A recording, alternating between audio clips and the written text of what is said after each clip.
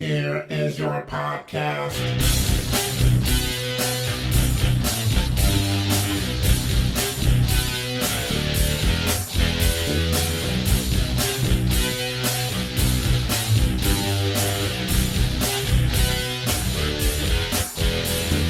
You know, I've been doing this show 9 years. In the beginning, it was great. I got to show up and just talk and leave. That was fantastic. But now Mex sends me this theme song, tells me to put my own voice in it. Lily shows up. She doesn't produce a goddamn thing. All she does is laugh, turn around, and go home. The only thing I don't wind up doing for this show is listen to it. That's your fucking job. Hey, what's happening, Mike Schmidt, 40-year-old boy podcast. I'm sitting in my apartment, and it's nice. And you don't care. Why do I always update you on the weather? It seems ridiculous. This is in the fucking Weather Channel. What if you had I should just do a weather podcast. You just sit outside like, still nice. And it's even nicer. Oh my God, it cannot stop being nice. I guess you'd have to live in a more climate-challenged area in order to do the weather podcast. Because to do it from here, it's just boring. It's just me talking about how it's sunny and nice and gorgeous. And it is sunny and nice and gorgeous. Don't fucking kid yourselves. I don't know where you're at. Are you in Ireland? Perhaps it's raining. Eat a potato and shut up. Nobody fucking cares. How mean is that? Why did I suck them in and then punch them in the face? It just seems ridiculous. I was like, I know why. They were my friends. Yeah, all right, shut up. I know exactly why. I don't want to hear that nonsense. I have, it's been a day, folks. It's been a bit of a day. You know me, right? You're down with OPP. You know who I am as a person. So sometimes I get a little upset and rageful about things. And maybe, just maybe, when my friend Lily's here, I punch a glass table and it makes a loud noise. 9 times. Maybe that happened. I don't know if we want to talk about that so much, but... You notice, I was not scared. Can you open this? I was not scared at once. Well, you're not scared because you know who I am as a person. Well, I'm not scared of you. Well, you shouldn't be scared of me. No one should be scared of me. Who should be frightened of me? Absolutely nobody. I'm a nice guy. I'm just a big teddy bear that punches shit. That's all. I'm Teddy Fuckspin. That's who I am. I'm like, instead of like talking and being nice, I'll just throw jabs at you and then throw right hooks. Not like a Teddy Ruxpin, but I'll fuck you up. No, I understand your rage. Your rage is not at people. Your rage is just rage. Well, but it's at me, as I found out this weekend with Shannon. You know, this show has just become it's me telling you about the weather and then telling you about what I told my fucking therapist this week, which again defeats the purpose of therapy, I would imagine, as you come back and I reveal everything on Tuesday that I talked about on Monday. No, because you've revealed things that you've learned. Well, I hope so. And growing and amazing. Well, she did say, you know, you are angry and you have all this rage inside you. She goes, but you, because, you know, I wonder. You wonder if you're a sociopath, or you wonder if you're dangerous, or you wonder those things to a certain extent. Don't wonder that. Well, of course, and in all of my reading, I've figured that out. But she, you know, because I've dated people who told me I was a sociopath before, which is no fun. I mean, it's fun for a while, certainly until they realize that you're a sociopath. I'll tell you what, those relationships are great until they go, hey, man, by the way, you're pretty fucking like lunatic. And I'm like, oh, yeah, okay, well, maybe, I suppose. I wouldn't know because I'm a sociopath and I don't care about that sort of shit. I literally I've dated 2 women who told me I was a sociopath. Shockingly, those relationships did not last. I don't know why. That is surprising. It seems weird, right? I mean, look, you know what? Hey, women out there, change me. That's your job. If you got me, that's what you should do. If you see me as like a sociopath, you see these weird things about me, then that's your job. It's incumbent upon you to do everything you can to fix me, right? That's what I'm looking for in a partner or a relationship. I demand to find somebody who does everything they can to accommodate me and make things better for me. Would you do that? Do me a favor, subsume everything about yourself and put it in a small little perfume box under the bed and revisit it when I'm out. Certainly if I'm not around, feel free to open up that box and go, hey, here's me. Remember me? I used to be me. This sounds more like a narcissist. 6 of 1. I don't care. I can be all things to all people as long as they all think I'm fucking great. What did Shannon say to you about your rage? Well, she enjoyed. Well, they didn't enjoy the fact. I mean, she didn't revel in it. Yeah, she reveled in the fact. Oh my God, she was so thrilled. She did cartwheels. I missed her appointment this week. Oh, dude, I drove all fucking weekend. It was crazy. You know, because I'm trying to make money, folks. Because I'm solo now, trying to, you know, I have no future, so I'm trying to go ahead and plan what I can accordingly. So I've got to go drive and make money and do what I can. Because honestly, Jill and I had like a credit card account together. And I would use it to pay my bills, and then I would pay her cash after the fact. And sometimes I fell a couple weeks behind. Sometimes I fell a couple months behind. But that was why when the Kuwait money came in, I just fucking gave her a huge chunk of it. And I was like, there, thank you. Well, I was so happy to fucking pay her. But now I don't have that luxury anymore of being able to pay, because we were using it. Also, that's how we built up our frequent flyer miles. We were, because we had our companion pass. So I would use the card, and then it would build up and you would get points for that. And then I'd pay her cash. It was a great system. It worked out great. And I should probably, I could probably still use that system, except for the fact that she's going to have another companion, and I don't want to fucking do that. She's driving all over the fucking nation with some other fucking fake mic. And I mean, God damn it, I don't want to fucking be the guy who did that. My phone bill put that guy on that motherfucking plane. I hope that plane goes fucking down, man. Now use the credit card to pay for your fucking funeral. So, his funeral. I'll pay for his. Because that's, I'm a good guy. Why not? I already gave my girlfriend. Why not pay for his funeral after the fact? That's got to be the ultimate triumph, right? If like you break up with a girl and then she winds up with another guy and then he dies and you just go, I'll pick up his funeral. But then you bury him in like the most uncomfortable coffin of all time. So for the rest of his life, he's fucking ruined. The rest of his death. Well, the rest of his death, whatever the fuck, as he lays in that fucking, like I'll line it with burlap. Fuck you, man. You stole my girl. You stepped in when I stepped out. Well, fuck you. You're going to spend eternity in a goddamn burlap coffin filled with, I'm going to put one thumbtack on his ass. That's it. He has to lay on it his whole life. The rest of his fucking eternity in a goddamn prison. He'll be like down in the, he's like, God damn it, there's a thumbtack in my ass. Yeah, there is. That's right, lay on it. Have you talked to her about this range yet? We haven't gotten there just yet. I'm talking about so many other funerals. I haven't gotten to this one just yet. But that's a baller move, man. If you're just like, hey, you know what? I'll step in and pay for this guy's funeral. And then your girl is just kind of like, oh man, that's awesome. Thank you. I know we still had a connection. And they're like, yeah. And then you just fuck that guy's coffin up. You just like, just put a fucking, you pay the guy to like. Or you can be happy for her that she found someone and then sad for her that they lost them. Because that's healthy. Fuck health. Okay. Nobody wants that. You want revenge. Not a good podcast Dude, if you see me smiling, just know it's me thinking about the fact that whatever your ex-girl's new guy died and you bought his coffin and lined it with burlap so he was uncomfortable for all eternity. That's a fucking great thought. You know what I'm going to do? This is exactly what I do. I would tell the fucking mortician guy, hey, cross his legs. So then he has to spend his legs crossed and like all the blood pulls up and he gets that lactic acid and he can't fucking stand. How do you know? He might be alive in there. Just in case. Zombie apocalypse. I want that guy to fucking try to climb out and his legs are all twisted up. He's like, fuck, I can't get out of here. What's that thumbtack in my ass? Huh? He can't get out as a zombie because Yeah. his legs are numb. And he's starving. His legs are really been asleep for like 48 years. And he can't use them and he tries to claw the fuck out and he can't. That's like the big drawback to the zombie apocalypse. Like, all those people are in the fucking ground. And then we see like in the Thriller video, which as we all know is based in science. we see in the Thriller video those dudes like climb out of the grave. Like that, I mean, unless you're fucking, Beatrix Kiddo, there's no way you can punch through a coffin and climb out of a grave. Because Beatrix Kiddo still got all of her fucking ninja strength. Like in Kill Bill, when she gets buried, when fucking Madsen throws her in the hole. Spoiler alert. When Bud and the fucking drunk dig her, they throw her in the hole and they bury her. The lonely grave of. What the fuck is the woman's name? Damn it, I can't remember the fuck. I can't pull the name. I'm so mad at myself. Paula Schultz. The lonely grave of Paula Schultz. And that's where Beatrix Kiddo was. But then she gets she does the one-handed fucking the death punch and she punches through the coffin. And then, all right, there's a lapse in judgment or a lapse in, you have to give yourself over a little bit to movie magic to think that she would be able to punch through the coffin and all the, the tons of dirt would fall on her and she could dig through it and climb to the top. Because they cut through that part really quick. Because in Kill Bill, she's like, and she's punching the coffin, and her hands are bleeding, but it doesn't, and it starts to crack, and then all the dirt falls in on her, and you're like, oh no, and then all of a sudden, she skitters out, and then she's out of the hole. Like, there's no way you could climb out, none.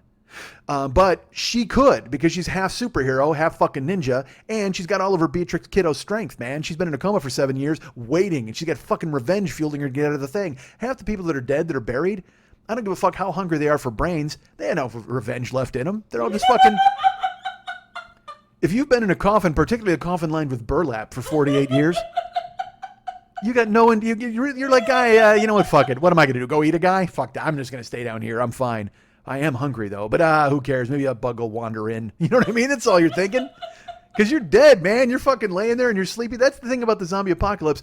I don't think zombies would be as motivated as people think. I think even if a zombie like climbed out of the ground, he'd look around and be just like, fuck, this is all exactly how I remember it. I am starving, but so fucking what? Seriously. Look, let me ask you this. This is the flaw in the zombie apocalypse. The last time you went to sleep, How excited were you to get up and get out of bed?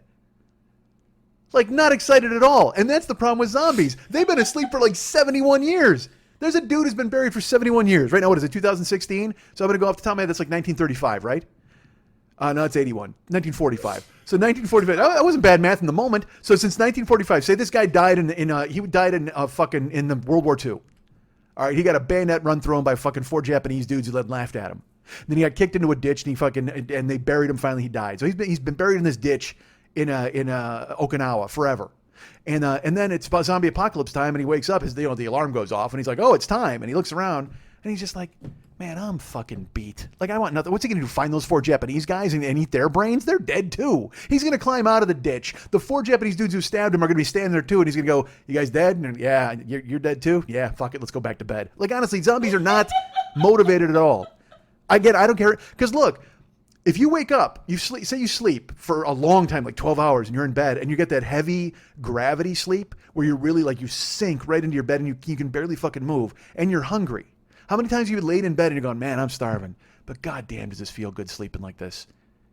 Sleep is a much more that is a more influential factor than hunger. If nobody's in bed, sleeps for 12 hours, and like, God, I'm so tired, but God, I'm gonna go make a sandwich. No, because you know why? You got to make a sandwich then at that point. Now, I will tell you this: the zombie apocalypse, if just their coffins opened up and then people tripped and fell into the grave, well, then they'd eat the fuck out of them. Of course they would, because there's no effort required. It's delivery. You know what that is? That's like Postmates for dead guys. With the zombie apocalypse, that's all you got to do. It's Postmates for dead guys. You just leave the graves open. That's what we should do from now on. Fuck burying people. Let's just get all the dirt out and leave the coffins open. And yeah, either the smell will be a problem for a little while, although we can throw lime on them. But then they're laying there, and then when the zombie apocalypse comes, they don't have to climb the fuck out of the dirt. You can just fall in, and boom, there you go. You just got Grubhubbed. Because we're just walking meat. That's all we are. Everybody's just walking meat, waiting to get fucking pinched and eaten up in a zombie apocalypse. So why? That's what I mean. Is these guys are already dead. Let's make it ezy for them. Yes. Did you talk about this with Shannon ever? We haven't gotten there yet.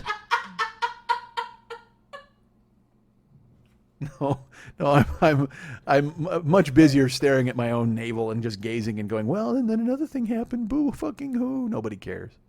No, Shannon was she was excited that I was.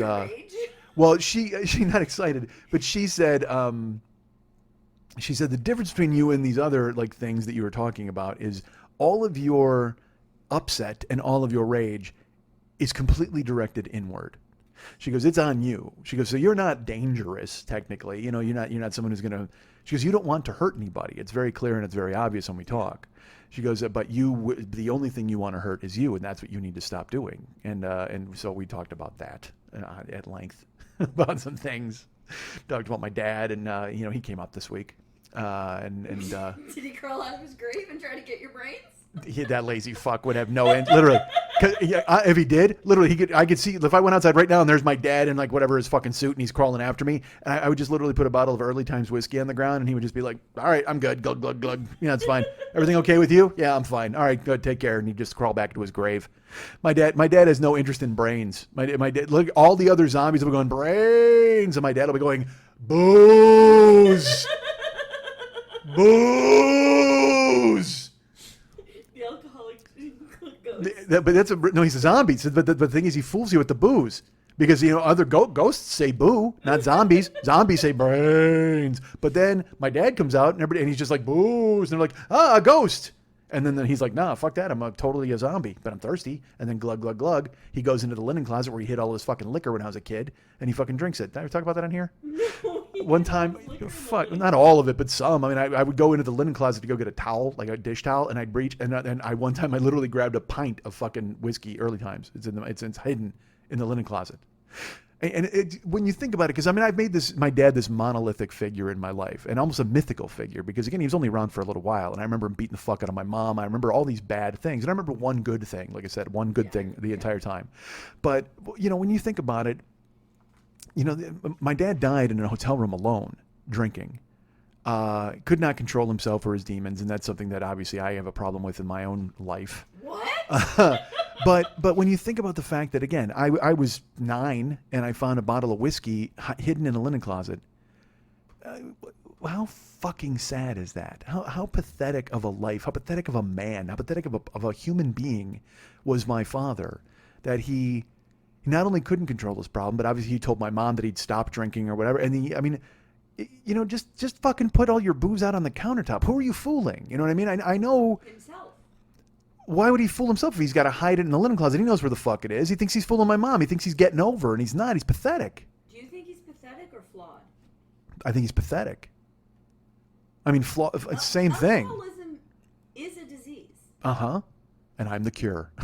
That's like Cobra. So let me ask you this. Would you say to someone who has diabetes, you're pathetic? Yeah. The fuck, man? Because genetically they don't process sugar properly? Yeah. Yeah, what the fuck's the problem with your body? Get rid of it. Trade it in. I think I found the root of your problem. I think I'll call Shannon and you can jump forward to chapter 4. I'm tired of these weak motherfuckers and their lupus. The fuck is your problem, man?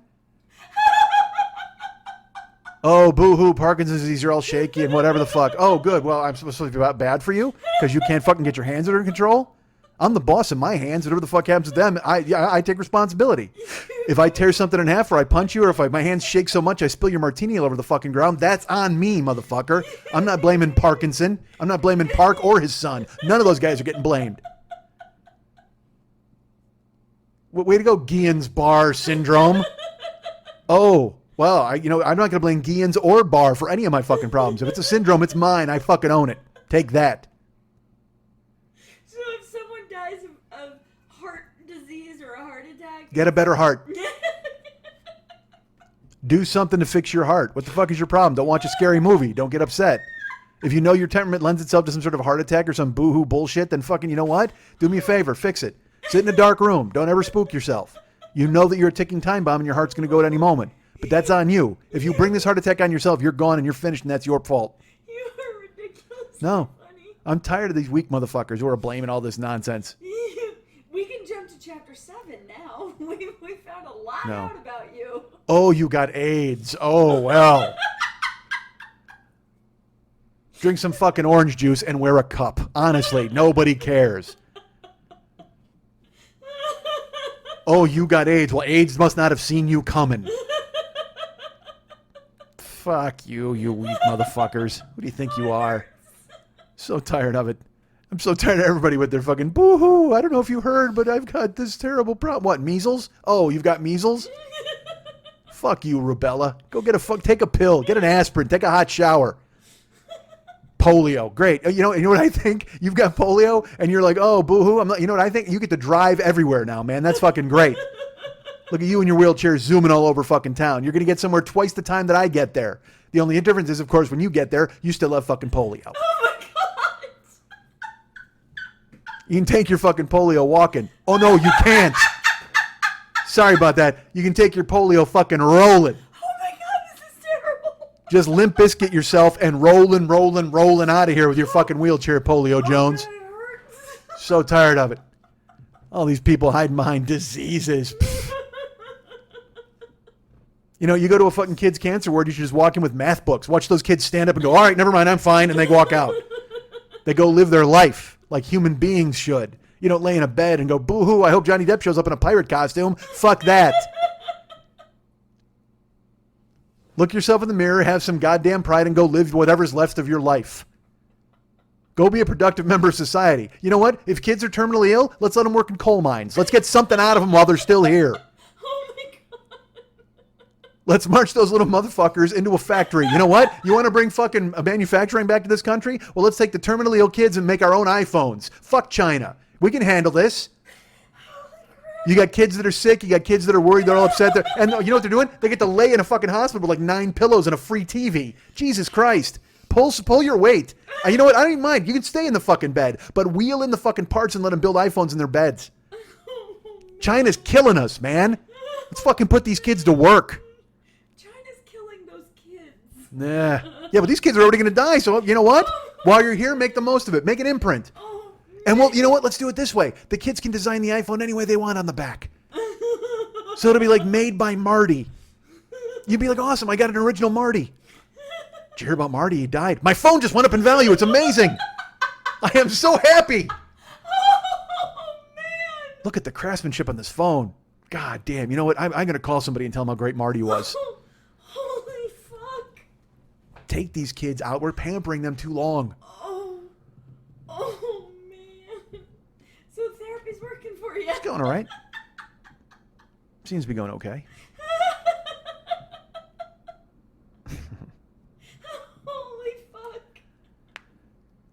Holy fuck.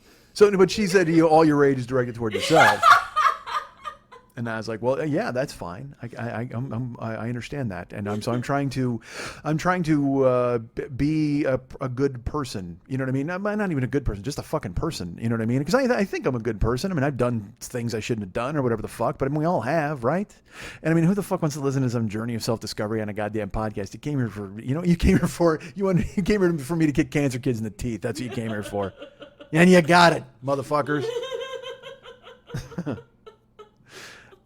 So Lily comes over here and everything's awful, right? Everything's fucking awful. It just is, man. And I don't mean to be that guy. I don't want to fucking cast aspersions. I mean, and it's that thing where you wind up becoming myopic and you focus on things that only concern you, because if you look at the larger picture, everything's fucking ruined. And you're like, Jesus Christ, I can't do anything about that. And so you start to feel small and you start to feel, oh my God, I don't know what I'm going to do. So you got to take care of your own house, which I cleaned my house. I switched some closets around. I mean, because I don't know what the fuck to do with myself. I'm going to be honest with you. I'm trying to get back on the road. I've written some theaters. I'm trying to go do that stuff, but you need money to do that. So I wind up driving a ton last fucking week.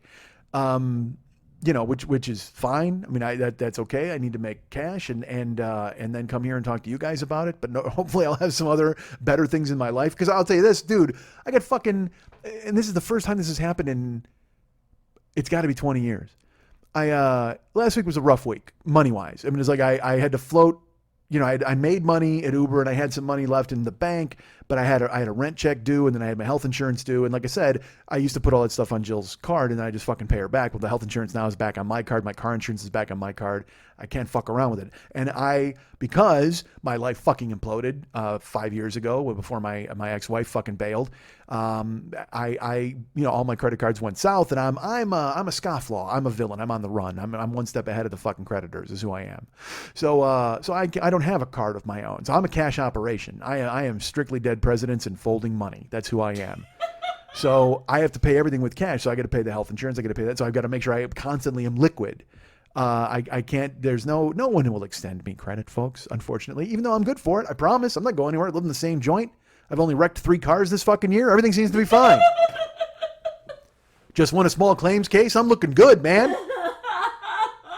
Off the hook for that 15 large. All right. So, I just try to go ahead and keep track of it and do it the way I'm supposed to do it. I got to have as much money as I possibly can. So last week I had to pay bills, but I had to do this and that. So I worked it out. I mean, I've got recurring bills like the gym, and you have your Netflix and all that bullshit that comes out of your fucking paycheck, so it comes out of my bank account. So I'm like, I know what comes out every month. I pay the server for this, all the stuff that revolves around the show, and that's with my business account, with the Throw Punch account. Then with my personal account, I've got fucking personal. Well, who cares? Nobody cares. So I figured it all out, and I'm like, all right, well, this week I'm gonna do this, but I'm gonna wind up. I'm literally, and it's sad that a 50-year-old man is doing this, but I knew I would be down to like $300. It's reality. Yes, it is reality for a lot of people, certainly. Yeah. But I was down to 3 bills. I was down to $300. So all I had to do was drive and make as much money as I possibly could. But with that $300, that covered my health insurance, it covered my car insurance, and it covered my rent, and all of that would be paid. And then I would have a $300 surplus. And then I would need to live on that for the following week, including eating and paying for gas in order to drive. We've all done it. You sit down with your abacus and you fucking slide your reds and your yellows and your blues over to one side and your oranges and your greens and your pinks over to the other side, and then you throw your abacus and go, fuck, I have a calculator. So what the fuck am I doing? I'm fucking, what am I, fucking a Navajo? I'm playing with beads? I can fucking figure this shit out with a pen. The fuck's wrong with me? I can push 4 buttons on my computer and have all these numbers. I don't need to be going and sliding shit over. The fuck? And I don't even know what the reds and the blues mean. Those are arbitrary. I make them up myself. The blues could mean thousands. The blues could mean 5. Who knows? And here's how bad it was last week. I'll tell you this. When I left Kuwait, I talked to Ahmad. He was saying goodbye to me. He hung out with me in the airport. And I gave him a big hug, and I was like, it was really great meeting you. He was like, maybe you got to come back. That would be really fun. Hey, there's a bunch of, let me throw this at you guys. I have no fucking idea what I've talked about from Kuwait. I mean, there's so many things that I did not mention, but there's also some things that I did mention. I wanted to talk about Kuwait, but I don't want to repeat shit and sound like an old doddering fool. But I also don't want to go back and listen to the shows because who the fuck would do that, right? So it's like part of me I'm going to have to do that because I don't know what I've talked about, what I haven't talked about, but I know I have not talked about this. As I was saying goodbye to Ahmad, I gave him a hug, and he goes, hey, I want to give you one more thing before you take off. I said, all right. And he goes, a tip. And so I'm half expecting it to be, don't take any wooden sheiks. I mean, I have no idea. But he fishes in his pocket, and he pulls out folding cash, and he hands it to me. And the top bill is a $500. I see that. Now, I told you, at Kuwait, he paid for dinner, which was like 232 dinar or whatever the fuck, which was 800 American dollars. So if that's a $500 dinar or $500 dinar bill, what the fuck? So he just hands me this wad of cash, and I take it and I look, and because I have pictures I'll show you. We went to all these different bazaars and all these different places for cash exchanges, and they had a ton of different money. So you could see guys with the different cash and all the people who are on the different money, and there's Saddam Hussein money, there's all this different stuff. So I saw the 500 and I was like, holy Jesus. So I unfolded it, and there's like there was like 300 and whatever amount. Yeah. that's pretty good luck. Lily has found my folding cash, and she put it in a great place. So I looked at, so I said to him, I go, Jesus Christ, dude, what are you doing here? He goes, oh, it's not. I go, is this dinars? I mean, what is this? And he goes, no, it's not. It's when I was in Honduras. It's money I have left over from Honduras. And then I'm like, well, part of me was like, this is really cool and neat that you're giving me this, but also, am I like pathetic? Like, why are you giving me fucking Honduran money? Like, it's just like, you know what? I had this garbage in my house. Why don't you take it to America? But he goes, I said, well, what is this? Jesus Christ, like, how much is this, dude? That's ridiculous. And he just goes, well, it's, I don't know. He goes, you'll have to figure it out. It's from Honduras, but I think it's like 3,000 Honduran dollars, which I don't know. He goes, I think it's like 150 American. So I did the math on it, and it's like $130 basically is how much it is. It's 3,000 Honduran dollars, but it's like $150 in America. Well, last week I stared at it because I kept it as like I was like, all right, well, that's a pretty neat souvenir, and I'll have that on my desk. But then last week I'm looking at it, and I'm like, I could go get $130 for that like right now and have some money for the week. That was the desperate, dire straits I was in last week. I was actually going to cash in my Honduran souvenir money. And look, I've done this in the past. There was this one time I lived in a guy's closet. This is totally fucking true. When I came to Los Angeles, and this is one of the times I came back, and my friend Dennis he was living with a guy named Mark. And this guy Mark was like my brother Lenny's friend, and so Mark wasn't there, so I stayed at the house, and I basically slept in the closet because whatever, I didn't want to sleep in anybody's bed, and I didn't want to sleep on their floor, so instead I slept where their clothes were, which is the dumbest fucking thing in the world. But in his closet he had a giant, those water, like those water jugs like the sparklet thing? Yeah, a real big one. We had that filled with money. Just absolutely filled with silver and, quarters and all sorts of stuff. So I was broke. So what I started to do was every day, again, I'm done this in my life so many times. I would eat the same thing every day because I knew how much it cost and I knew where to get it. So I wound up eating vegetable fried rice from this Thai joint that was a block away. And it was $7.48 for this vegetable fried rice back then, a million years ago. So I would literally every day I would take $7.50 out of his fucking container, and I would buy my fried rice for every day for 2 months, I think it was. Always thinking I would pay him back. Certainly, I'm like, well, I'll definitely pay him back for all this fried rice money. But of course, I never fucking paid him back. He was gone. He was traveling. I was living in his closet. So what the fuck? Of course, I'll be like this weird. I was a South Park episode. I was like a gnome. I was the fried rice gnome who snuck into his room, stole $7.50 a day, and went and bought myself some fried fucking rice. And Dennis kind of knew I was doing it. And then what was funny is then this guy was Lenny's friend. So this guy Mark. So then later on, when Lenny and I were having one of our many fucking brawls, he's like, "And you stole like a fuck ton of money from Mark." And I go, "What are you talking about?" He goes, "You stole." He said he had like a ton of quarters and stuff in this Sparklets thing, and you stole all of his change. I go, well, first of all, I didn't steal any of his fucking change, which is a lie. Of course, I stole $7.50 a day for fucking 2 months. You had to figure the math, and that's $50 a week. So I probably took about fucking $400 from this guy. $400 worth of fried rice in quarters. Wow. Yeah. Well, you don't think about it at the moment. In the time doing, I'm just taking $7.50 a day. I'm like, oh, I'll pay this back. And then all of a sudden it just kind of gets away from you when you're buying fried rice every day on somebody else's dime. And you're just like, Jesus Christ, I got a fried rice tab lurking that I got to pay. Dude, there's nothing worse than that. If you owe money for a car or something tangible, then you pay those bills. But if you owe money for fried rice, that just disappeared into the ether. That's like, you might as well just tell me, hey man, you breathed a shit ton of air in my fucking house. You owe me. Well, fuck you. Sue me, motherfucker. You can't prove that I ate any fucking fried rice. You can't prove that I breathed any of your fucking air.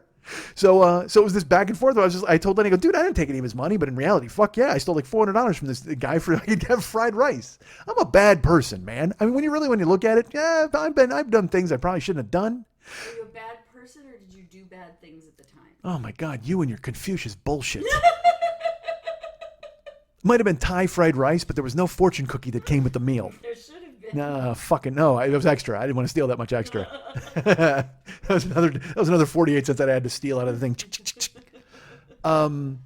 So we've all gotten to that point where you're like, fuck, I need to do laundry, and I don't have I got to get this, or I got to cash in my change. I mean, I'll be driving out, and I don't carry cash with me when I'm fucking Ubering. So take that, burglars, whoever the fuck is out there. So I don't carry any cash. So I have a bunch of change in my console. So whenever I pull over to get just a fucking taco because I'm hungry, I'll pay in pennies or whatever. And I'm 50. I'm fucking 50 years old and I'm still digging pennies out of my center console to pay for a taco at 3:00 in the fucking morning. It's not good. It's not shameful. It is. Fuck yes, it is. Not. Fuck, I'm so tired of being told that I'm not shameful or I shouldn't be ashamed of these things. Doing really good for Well, you. I'm digging the fuck out, and I understand you make mistakes and you try to rally from them and you hope you're going to be better. It's not a mistake to be able to pay for a taco in change. But it's fucking ridiculous. Be a grown man. Look, when I was writing on shows, I would carry around $100 everywhere I went. I literally said a man would have $100 in his wallet wherever he goes. I made that arbitrary rule. Certainly arbitrary, I'm not going to lie to you. But it was a rule I had in my head where I said, I am going to carry $100. A man should have $100 on him at all times. And now I got 100 cents, maybe. I got, whatever the fuck is in my console, that's what I've got to live by. That and my wits. If I'm in the wild, I've got to live by my wits and whatever the fuck is in my change console. That's it, because I don't carry any cash, man.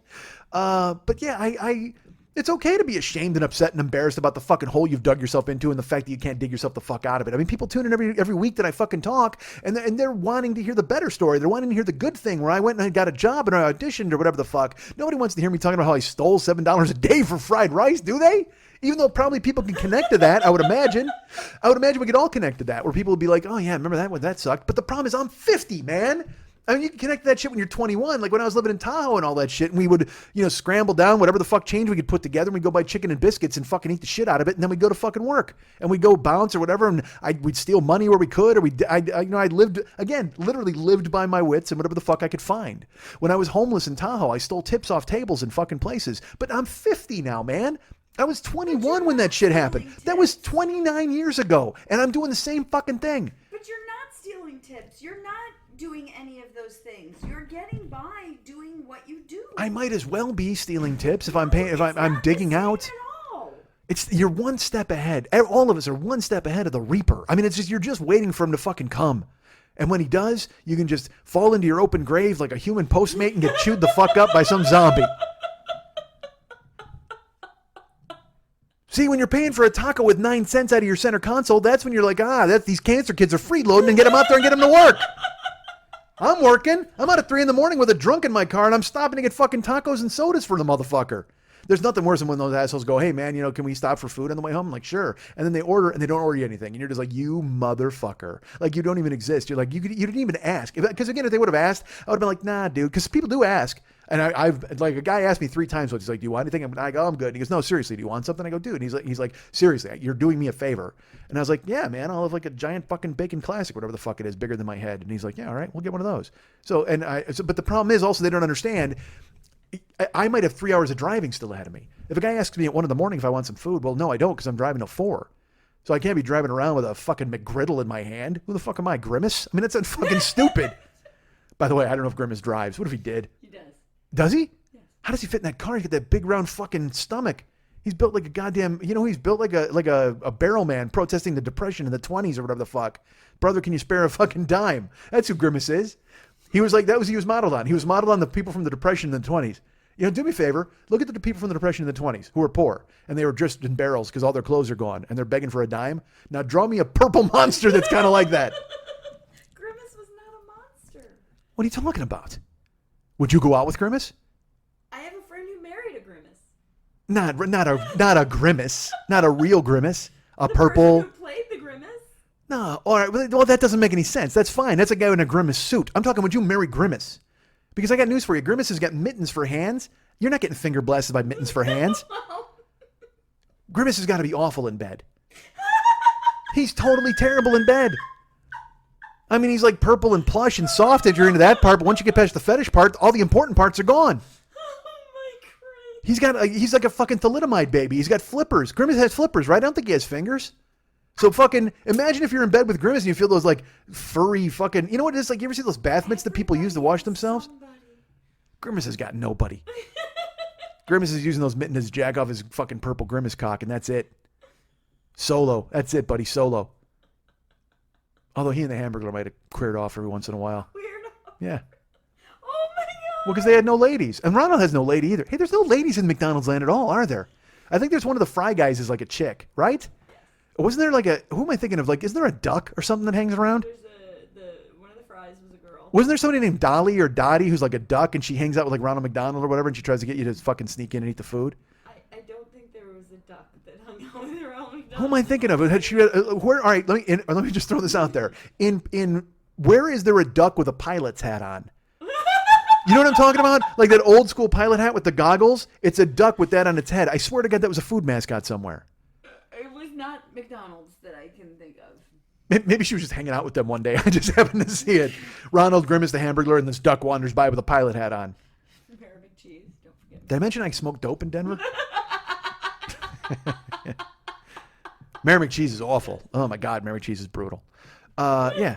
Then they used to have a pirate buddy, right? He was Filet-O-Fish Jones. Yeah, that guy. Filet-O-Fish Jones was not his name. Well, I don't think it was, but there was a pirate who liked Filet-O-Fishes, and he had like a fucking small wooden sword. Maybe they ate him for sustenance. That's what happened. One day they were starving. I don't know. All I know is, going good, huh? It's going great. He's great.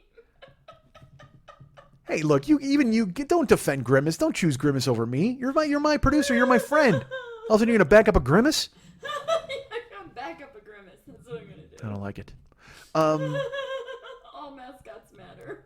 But that's who I am, man. It's like I'm doing the same shit that I did. It's just fucking awful. I mean, you and it's not awful, but you can kick yourself in the dick over it a million times and just go, Jesus Christ, it should be better, right? Shouldn't it be better at this point? But can't you also just accept that this is where you are right now and that it will get better at some point? Yeah. Welcome to me at 22 and having the same conversation with somebody else. Can't you accept this is where you are right now? You'll be fine in the future, and here we are in the future. I'm not fine. You were fine, and then you weren't fine, and then you'll be fine, but you're still fine. You still have a roof over your head and food in your stomach. 2 months ago, I had a credit card. I was building up all sorts of frequent flyer miles. I had a future.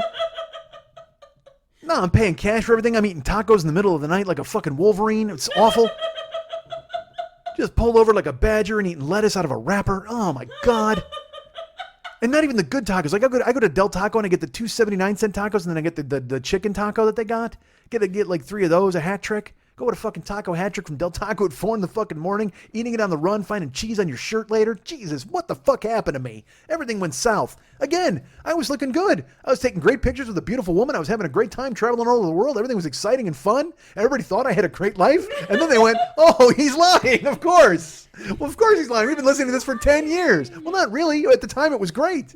But then when it fucking takes a jump off of a fucking building and hits the ground, like a penny from the top of the Empire State Building, my entire life just went through somebody's skull. And now here we are. Driving drunk people around with fucking lemon air fresheners on the ground as I pull over and buy discount tacos. My life is discount tacos. Jesus Christ. You know, at this point, that should be like my novelty band that I'm in with all the other guys in my writing room at my television show. Seriously. I'm 50, man, and I'm funny. I should be working on a show, and then we should have like 4 dudes from the writer's room. We're like, hey, man, let's form a weird band called Discount Tacos. And I should be like, yeah, like Blaine does with the fucking El Super Beast or whatever the fuck he plays with. Who are those dudes? Los Spookarukus. Who's that band? What are you talking Blaine and Ron Lynch. Who's that scary band in wrestling masks? The scary band in They played the Tees. Who the fuck are they? Tulsa Skull Oh, there you go. Okay, great. Yeah, like the Spooky Looky Loos or whatever the fuck. You know, I should... Fine, Tulsa Skull Swingers. What instrument are you going to play in that band? I don't know. It depends on what the other guys in the writer room bring to the table. If they're all accomplished on instruments, then maybe I'm the singer. Maybe that's what happens. Because how hard is it to go dem bones, bony bones in some fucking bar somewhere? It's easy. Because I'm making like... Because we're a spooky band. That's who we are. Discount Tacos. We play spooky music. Why would you play... They did the mash. They did the monster mash. I could do that in my sleep. Why would you go for spooky music? Because it's a discount taco band. It's a foolish band. It's me and 4 guys in my writing room at this imaginary television show that I should be working at. And as a goof, as a lark, to get away from our wives on a Friday, we go, hey, man, let's go play spooky music at a dive bar somewhere. And then we do. We fucking do. And I'll play like a fucking, you know, like a maracas or a cowbell. I'll be on percussion. I'll do all that kind of nonsense. Literally. All the other guys they've got like drums and guitars and they're all like tricked out like Rudy. You know, I'll play that fucking Radiator from fucking Fat Albert.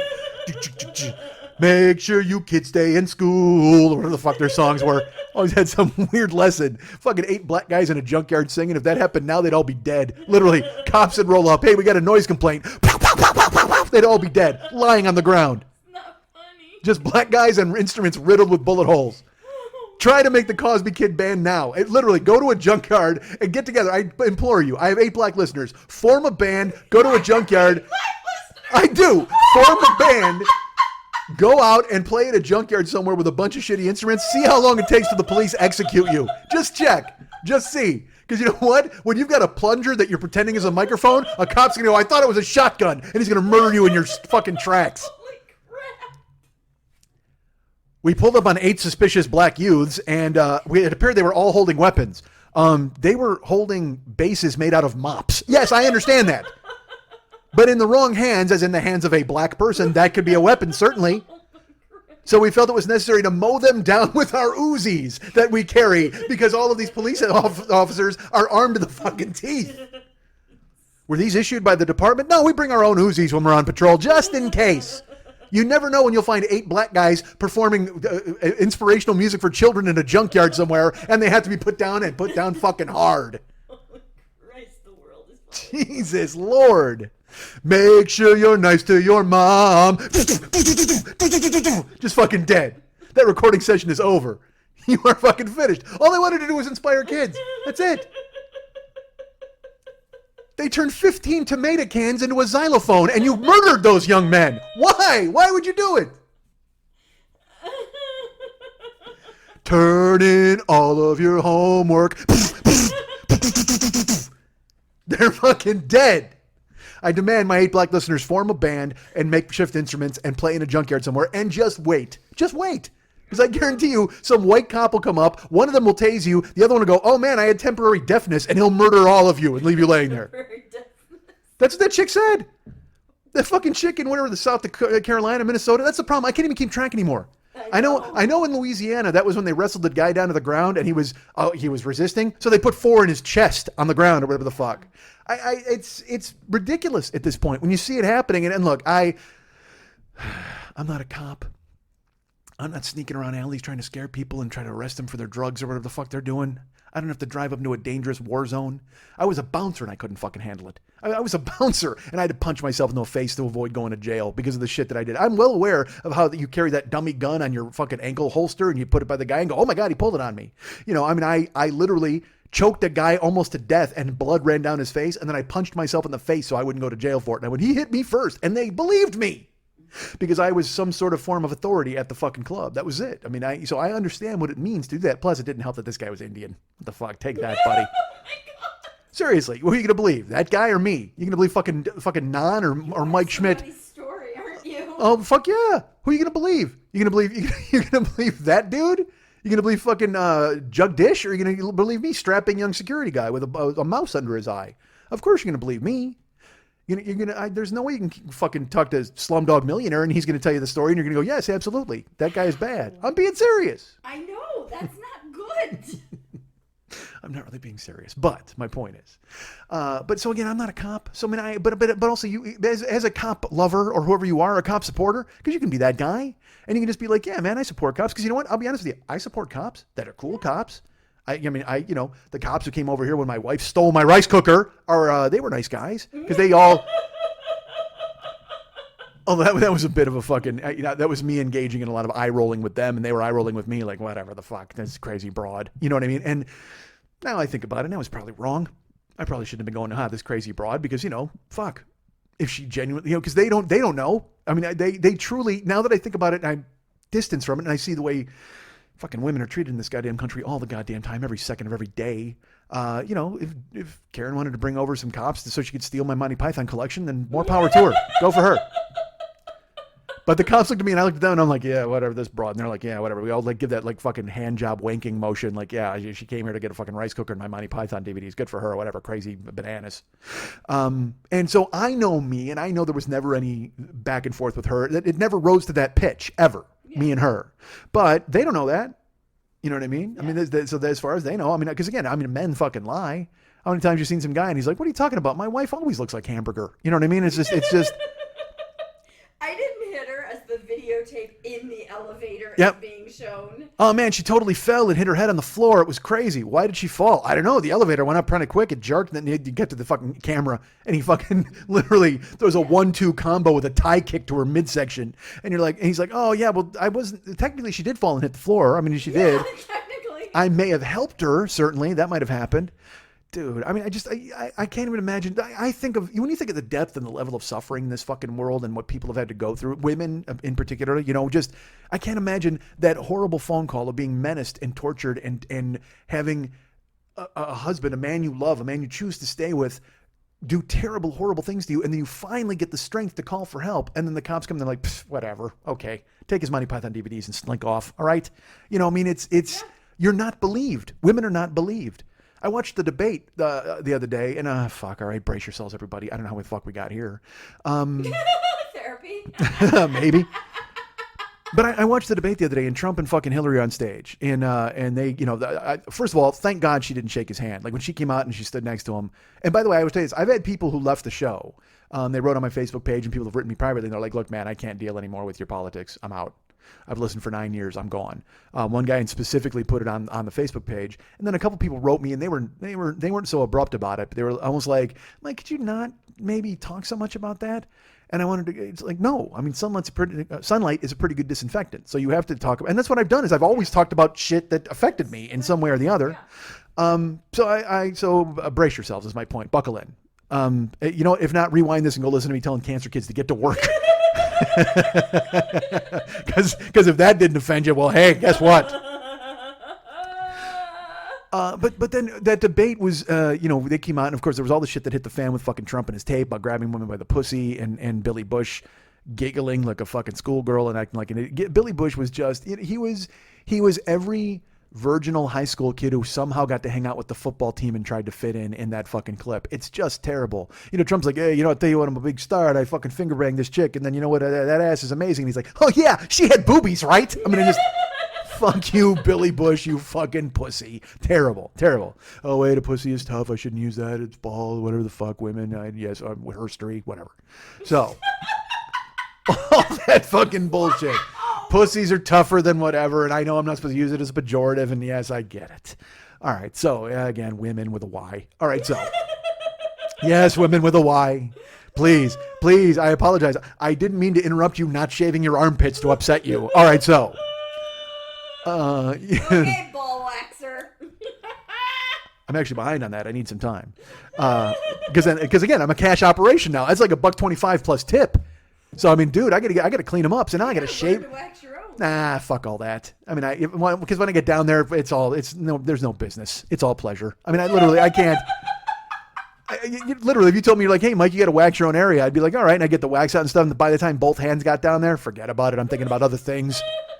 And then you get, and believe me, the last thing you want to do is come on a handful of wax, because then it's a Vincent Price movie waiting to fucking happen. So terrible, because the wax is on you and the net's on there and it's strands, and it's like, and again, I'm not exactly. And it depends on where I'm pointing, because I hit myself in the fucking neck, and then I take the wax hand and go to wipe it off, and then my hand sticks to my neck, and so I got to go to the doctor. He's like, "What the fuck happened to you?" So, but in the fucking debate, he beforehand he brings out the four women who have accused the Clintons of terrible things. Two of them, I guess, he raped. One of them was defended by Hillary, and she was raped, and then Hillary supposedly said something on a tape or laughed about it. And then the fourth one, I guess they stole her lunch money. If I remember correctly, that was the fourth one.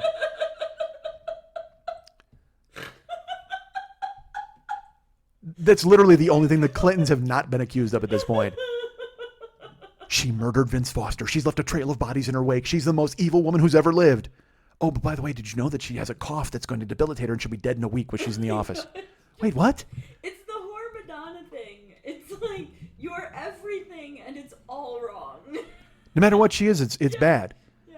Dude, she's totally... You're a whore. Yeah. Okay? And you know what? Men should be thankful for all of that. Be whoever you want to be. Men are awful. Frightened. So he brings out and he has a press conference with the four of them, and he gives them each, they get one sentence. And I think they all got to say something. Their mouths were full of Clinton cock. I couldn't understand what they were saying. Well, no, that's the truth. Didn't you know that that's what happened? We're going to have a problem here. Well, look, I'm not... You can't mock victims. What if victims use their victimhood You still can't to its benefit? You still, again, I'm not saying that they're lying. Okay, I don't know. I truly don't know anything that happened. I don't know why they were being exploited and allowed themselves to be exploited. For money, they needed money or whatever the fuck. I fully understand why they let themselves be exploited, because they still have anger and rage for unresolved issues. I wouldn't know anything about that, but all right. So he gets them out there, and they're at a card table, and they're all like, Bill Clinton is mean. Okay, and how about you there? Well, you the other one, what do you got to say? Bill Clinton is so mean. All right. Thank you, honey. We'll get to you in a second. How about the one at the end of the table? I forget what happened to you. Are you a rapist or are you the raper? I don't know. Whatever. What do you got to say? Bill Clinton is the meanest man ever. All right. Thank you, honey. And then now you went to court or something. I don't know why you're here. What did you got to say? Bill Clinton is so mean, and so is Hillary Clinton. All right. Thank you, gentlemen. This press conference is now over. That's pretty much what basically. Yeah. And then he walks in, he puts the four of them in the audience. He wanted them in the family section, which cracks. I mean, come on, that's beautiful though. I mean, this guy is just a fucking the worst. There's Sarah Benincasa is on Twitter, okay, and we say douchebag, we say all these terrible things about fucking Trump, but she literally nailed it. She has, and I think she invented the word. She may have taken it from somewhere else, but follow Sarah Benincasa on Twitter and tell her I sent you, because then maybe she'll notice me. She's really funny, and I followed her on Twitter, and then she followed me on Twitter because I wrote something funny, which made me happy. It was so great. Twitter friends. Yeah, and then she put up a picture of her. She had a lower back tattoo, and she put up a picture of it. And I just wrote, please tell me. I said, please God, tell me that's a rebus, because I am fascinated by rebuses, because it was just this weird bunch of symbols. And she just wrote, no, it's a target for heroes. That's who she is. I mean, she's fucking hysterical, man. But she's very funny. So, and she's a great writer. And she wrote a thing on depression. She wrote that I read, and she just wrote how to treat a woman on the internet. She wrote, about a guy called her fat. Like a guy went after her and called her fat, and she wrote him an open letter, to the guy who called me fat. And it is this unbelievably vicious destruction of this guy, but done in like the nicest way. But it's by the end of it, it's just, I mean, the gloves are off in the beginning, but then you can barely read the end of it because this guy's entrails are just torn up and written all. It's fucking awesome. That's how I learned of her, and I went to follow her. But she came up with the word, and I believe she came up with it. She may have taken it from somewhere else, whatever she will say, because she's also very honest about that sort of thing. Brociopath. Donald Trump is a fucking brociopath. That's exactly what he is. And it's a perfect description of him. Just one of those idiots who thinks that, because honestly, if Donald Trump wasn't pretending to run a multi-million-dollar business empire, he'd be doing whippets with Russian hookers in a fucking hotel room somewhere. I mean, that's exactly. Doing that too. He probably is, absolutely. He's he's the kind of guy who chews aspirin because he thinks it works faster. I mean, he's just a fucking dumbass. He is an unserious motherfucker, and there's no reason he should ever be in this fucking discussion. He shouldn't be in the building. He shouldn't be in the fucking stratosphere with a Hillary Clinton or even thinking about running this fucking country. And like I said, I'm old. I'm white. I got nothing to worry about. I got 25 years left. I just got to try to outlast the water. That's all I have to do on this planet. No one's putting me in jail. No one's coming after me. They might shut down free speech, in which case, well, you know what I'll do? I'll sleep in Mark's closet and steal $7.50 a day for fucking fried rice. That's what I'll do. Probably going up. I'll have to steal $11 a day for fried rice. That was 24 years ago. I remember lying right to Lenny's face, and he was so mad. Like, because Lenny fucking stole money from me. Like when I sent him the Guns N' Roses money tickets by year one. All right, so, but then the debate starts, and you know what really pissed me off? Because he calls the press conference. Look, if nobody comes to it, then we don't have to deal with it. If none of the press goes to that fucking gathering, it's just Trump having the most awkward Uno game in history with 4 rape victims. Wow. Reverse. Cowgirl, could you tell me that?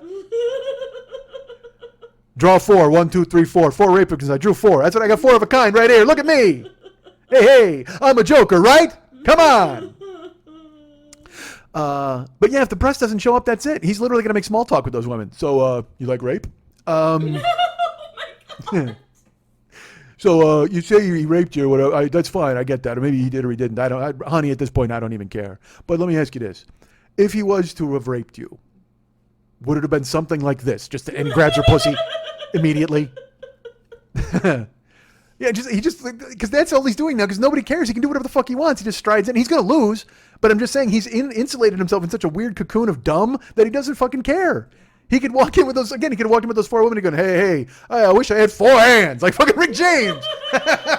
Wish I had 4 hands, 4 pussies to grab. Fuck. I mean, he's just that dude.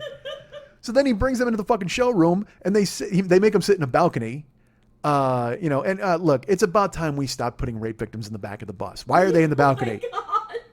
And when you think about it in total, in the 50s and the 60s and all that, how many poor rape victims have been in a balcony and had it occur there, for fuck's sake? That had to just throw them back into a goddamn rape loop. Which, by the way, that's going to be my competitor with Vine and Periscope. I'm going to put out rape loop. It's going to be very difficult to do with the 5-second time limit, but I bet you guys could do it if you fucking work on it. One of those running in my head for the last few weeks. A rape loop? All right. It's actually a terrible cereal. It is an awful breakfast cereal. So he brings these women in the room, and they got to sit up in the fucking balcony. But again, like I said, if the press just goes, dude, you are unserious. You are ridiculous. We're not covering your press conference with these 4 victims. You're not going to exploit them on our dime or our $2,500 or whatever the fuck you paid them to show up. Yeah. So the press, if they don't, but they give him his energy. They show up and they let him exist. He's like Candyman, dude. Like, don't say the fucking name in the mirror and he's not going to fucking show up. And then you don't have to fucking deal with it. You caused this. You show up, you give him air to breathe. You make him exist. And he calls a press conference with 4 rape victims. If you go, that's not us. We're not doing that. No, thanks. You know what? You want to talk to 4 rape victims? Just, go ahead and literally go anywhere in the country and find 4 women and have a conversation. Yeah, let's talk. That's what I'm serious. Get on a subway train and ask some questions. So then he brings them in the room, and he thinks he's going to keep them in the family section. That's my favorite part. He's going to rattle her, like he's going to rattle Hillary. Hillary, like again, she killed Vince Foster. She's killed like all these dudes. And you think Juanita Broderick giving her the fucking stink eye is going to throw her off her game in a room? Which is it? Who is she to you guys? Honestly, she's this demonic monster who spreads her wings and breathes fire all over the country and destroys her enemies. Or she's the woman who's going to fall down into a pile of tears because she sees 4 guys who bobbed up and down in her fucking husband's cock. Seriously, which is it? Oh my God. She's running with Tim Kaine as her running mate, but she may as well have just hired Scorn and Disdain as her VP. This is a woman who sat and got grilled by dumb fucks over Benghazi for 1,000 hours. And literally there's that gif of her brushing fucking shit off her shoulders. Like, yeah, guys, honestly, has anybody got a question that's going to mean anything here? And look, I recognize if you've banked your entire existence on Benghazi and how terrible it is and how it's ruined our country, and good for you. And I'm sorry. And I'm sorry for their loss. People died. It is terrible. I'm sorry that 4 people died, but also they lived in a war zone and they knew that there were risks, and those things came to fruition, unfortunately, and they were killed. Again, like when they say, hey man, Hillary could have stopped Benghazi. She didn't answer her phone. What do you, who was calling? The Libyans? Hi, can we kill these dudes? No, you can't. All right, thanks, bye, click. That's not it. She couldn't have stopped a fucking thing. And look, I got to be honest with you. I don't know all of the nuts and bolts about the 600 phone calls and Sidney Blumenthal and whatever the fuck. But I'll tell you what, if you're concerned about Hillary not stopping Benghazi, fucking Donald Trump wanted Gaddafi to stay at his house. I mean, like, dude, what the fuck? But I know it's false equivalence all the way back and forth, but for everything you come up with her, I can come up with something for him. 10 things for fucking him. God damn it, it's awful. So they bring her into the fucking room. And again, like I said, they think she's going to just fucking collapse because there's these 4 women are there, but then they got to put them up in the fucking rafters. But here's the thing. The media put a camera on them. He referenced them and they did a cutaway shot to those people. I hope that director's proud of himself. All right, so we've got a Hillary cam, we got a Trump cam, we got an audience cam, and there's a roving cam. We got to put in the rape cam. Has the rape cam come in yet? We got to make sure that's there, trained on these 4 women. Let's exploit them even further by putting their faces on during the debate. So they can what? Tut and stare at Hillary? She didn't do a fucking thing. Oh no, after the fact, she tried to destroy them. I got news for you. If 4 women like banged my husband, I'd be like, and look, 2 of them were raped or whatever the fuck. I don't know. I don't know what happened. I truly don't. So maybe I'm talking out of my ass. Maybe I've been doing that since the beginning of the goddamn show. Beginning of time. Maybe, exactly, since 49 years ago. Maybe I came out of my mom's fucking vagina and I'm like, yeah, fuck you and fuck you. Who's next? I mean, I don't know. Maybe that's me. But I just don't know why that means anything at all to raising or to running the country or who she would be as a president. I keep hearing these things, Benghazi in the emails. And here's the thing, Trump supporters, if I say to them, grabbing pussies and Mexicans are racists and fucking Muslims are terrible and terrorists, and they go, yeah, I don't care. Just like I don't care about Benghazi and emails. Nobody cares. Nobody, I don't care about your side, you don't care about my side. And nobody's willing to hear any sort of nuance or any sort of anything in the middle. There are people who do. Who are they? Third-party advocates. Oh my Christ. I vote third party because Clinton and Trump are both evil. Yeah, great. Go ahead and vote for a woman with a fake doctor in front of her name, or vote for a history teacher who doesn't know where any country in the world is. Kind of scary as shit. Yeah.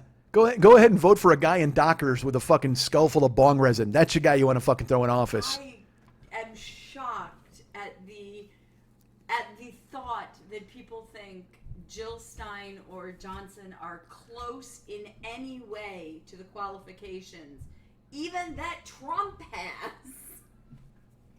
Well, come on. They're better than him. Again, at least he's run a multi-million-dollar company and could look at things. I went through the credentials of those 2 and I'm just like, oh my. Well, I can't even, honestly, I don't even know why you brought them up, because to me they're this non-entity, this non-factor. Well, I don't we even. We don't have a 2-party system. We have a multi-party system that comes down to, this is kind of where most of the people land in these 2 parties. And so it's the whole, oh, good. Sorry. That's fine. I've lost my mind this week. Well, we all have.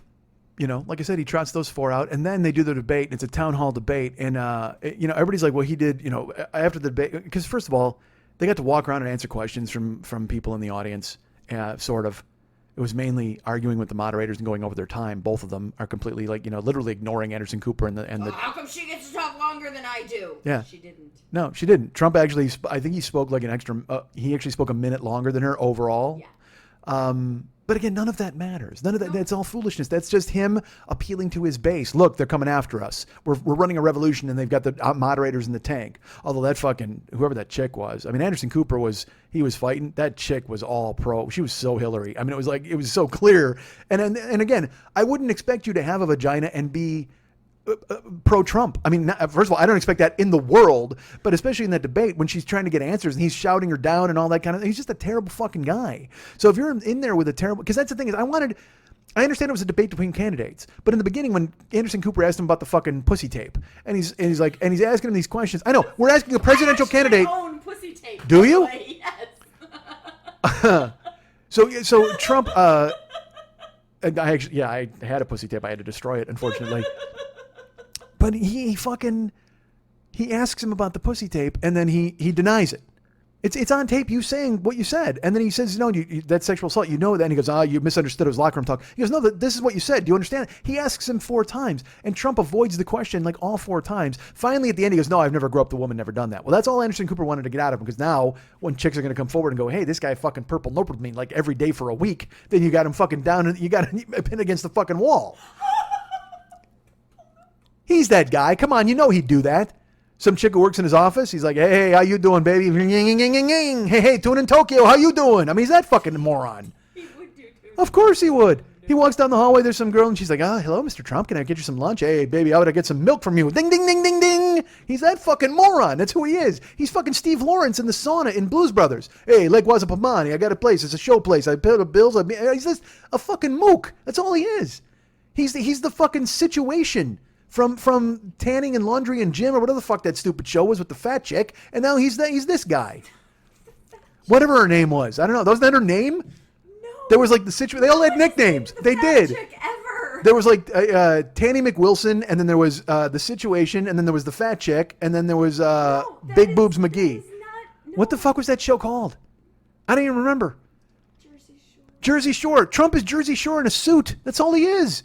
He's those fucking dudes. He's a guy who eats pizza at 3 a.m. and then dances with tomato sauce on his face. That's all that fucking guy is. He's a nobody. But that's what people. But because he does that faux tough guy thing, his listeners are like, haha. His listeners, his fucking followers, whatever the fuck you want to call them, they're like, yeah, man, he's tough. He's so tough. He's a fat 70-year-old motherfucker. He's not tough at all. Not tough at all. He can talk a bunch of shit. Guess what? I talk a bunch of shit. You want me running this country? I'll put the fucking cancer kids to work. Vote Mike Schmidt. But he's just a fucking mook. Like I said, wandering around the stage. He's following her on the stage like a drunk at last call following a woman into an alley. I mean, it's fucking terrible. He's looming. He's lurking. He's within arm's reach of her at all times, and she's focusing and answering questions. And you wanted her at one point to just turn around and go, hey, what the fuck, man? Back off.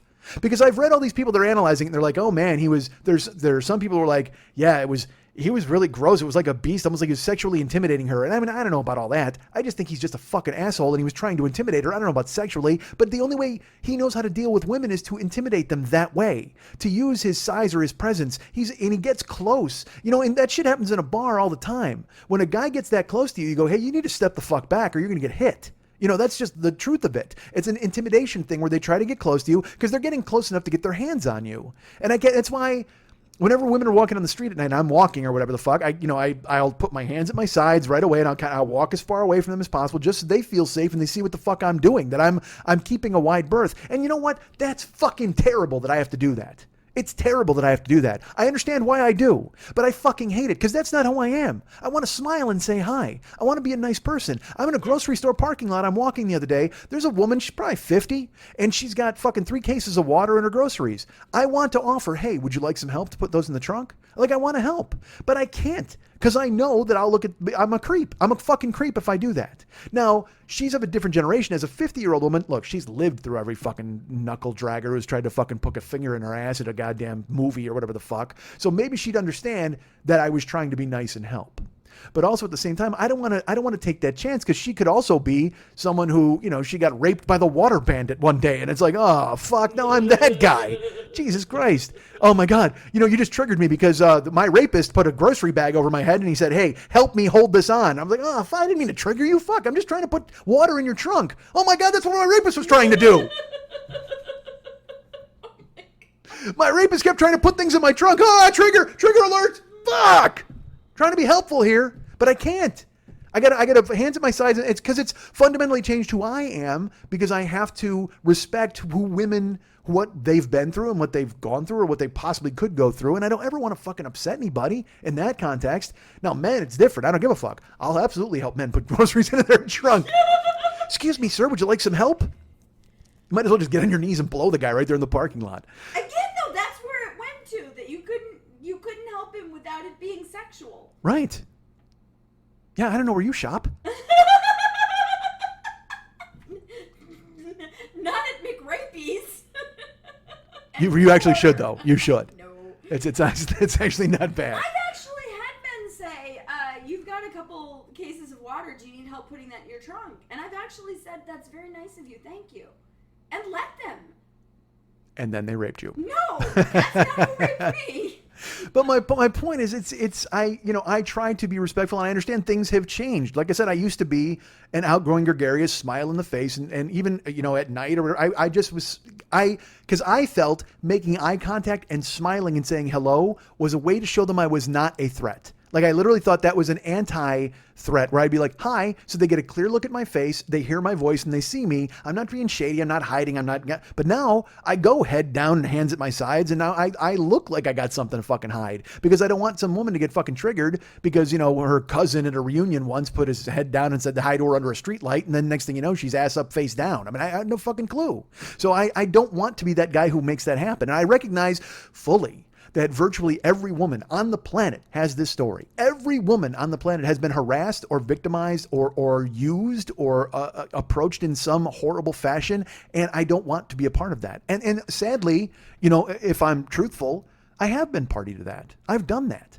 When I saw that press conference where he brought out the 4 women and he's going to make them sit at a table and say what they had done to them or whatever the fuck. And he thinks he's going to intimidate Hillary. Well, you're not. Again, You're just hurting her. That wasn't about proving a point. It wasn't about saying she wasn't presidential.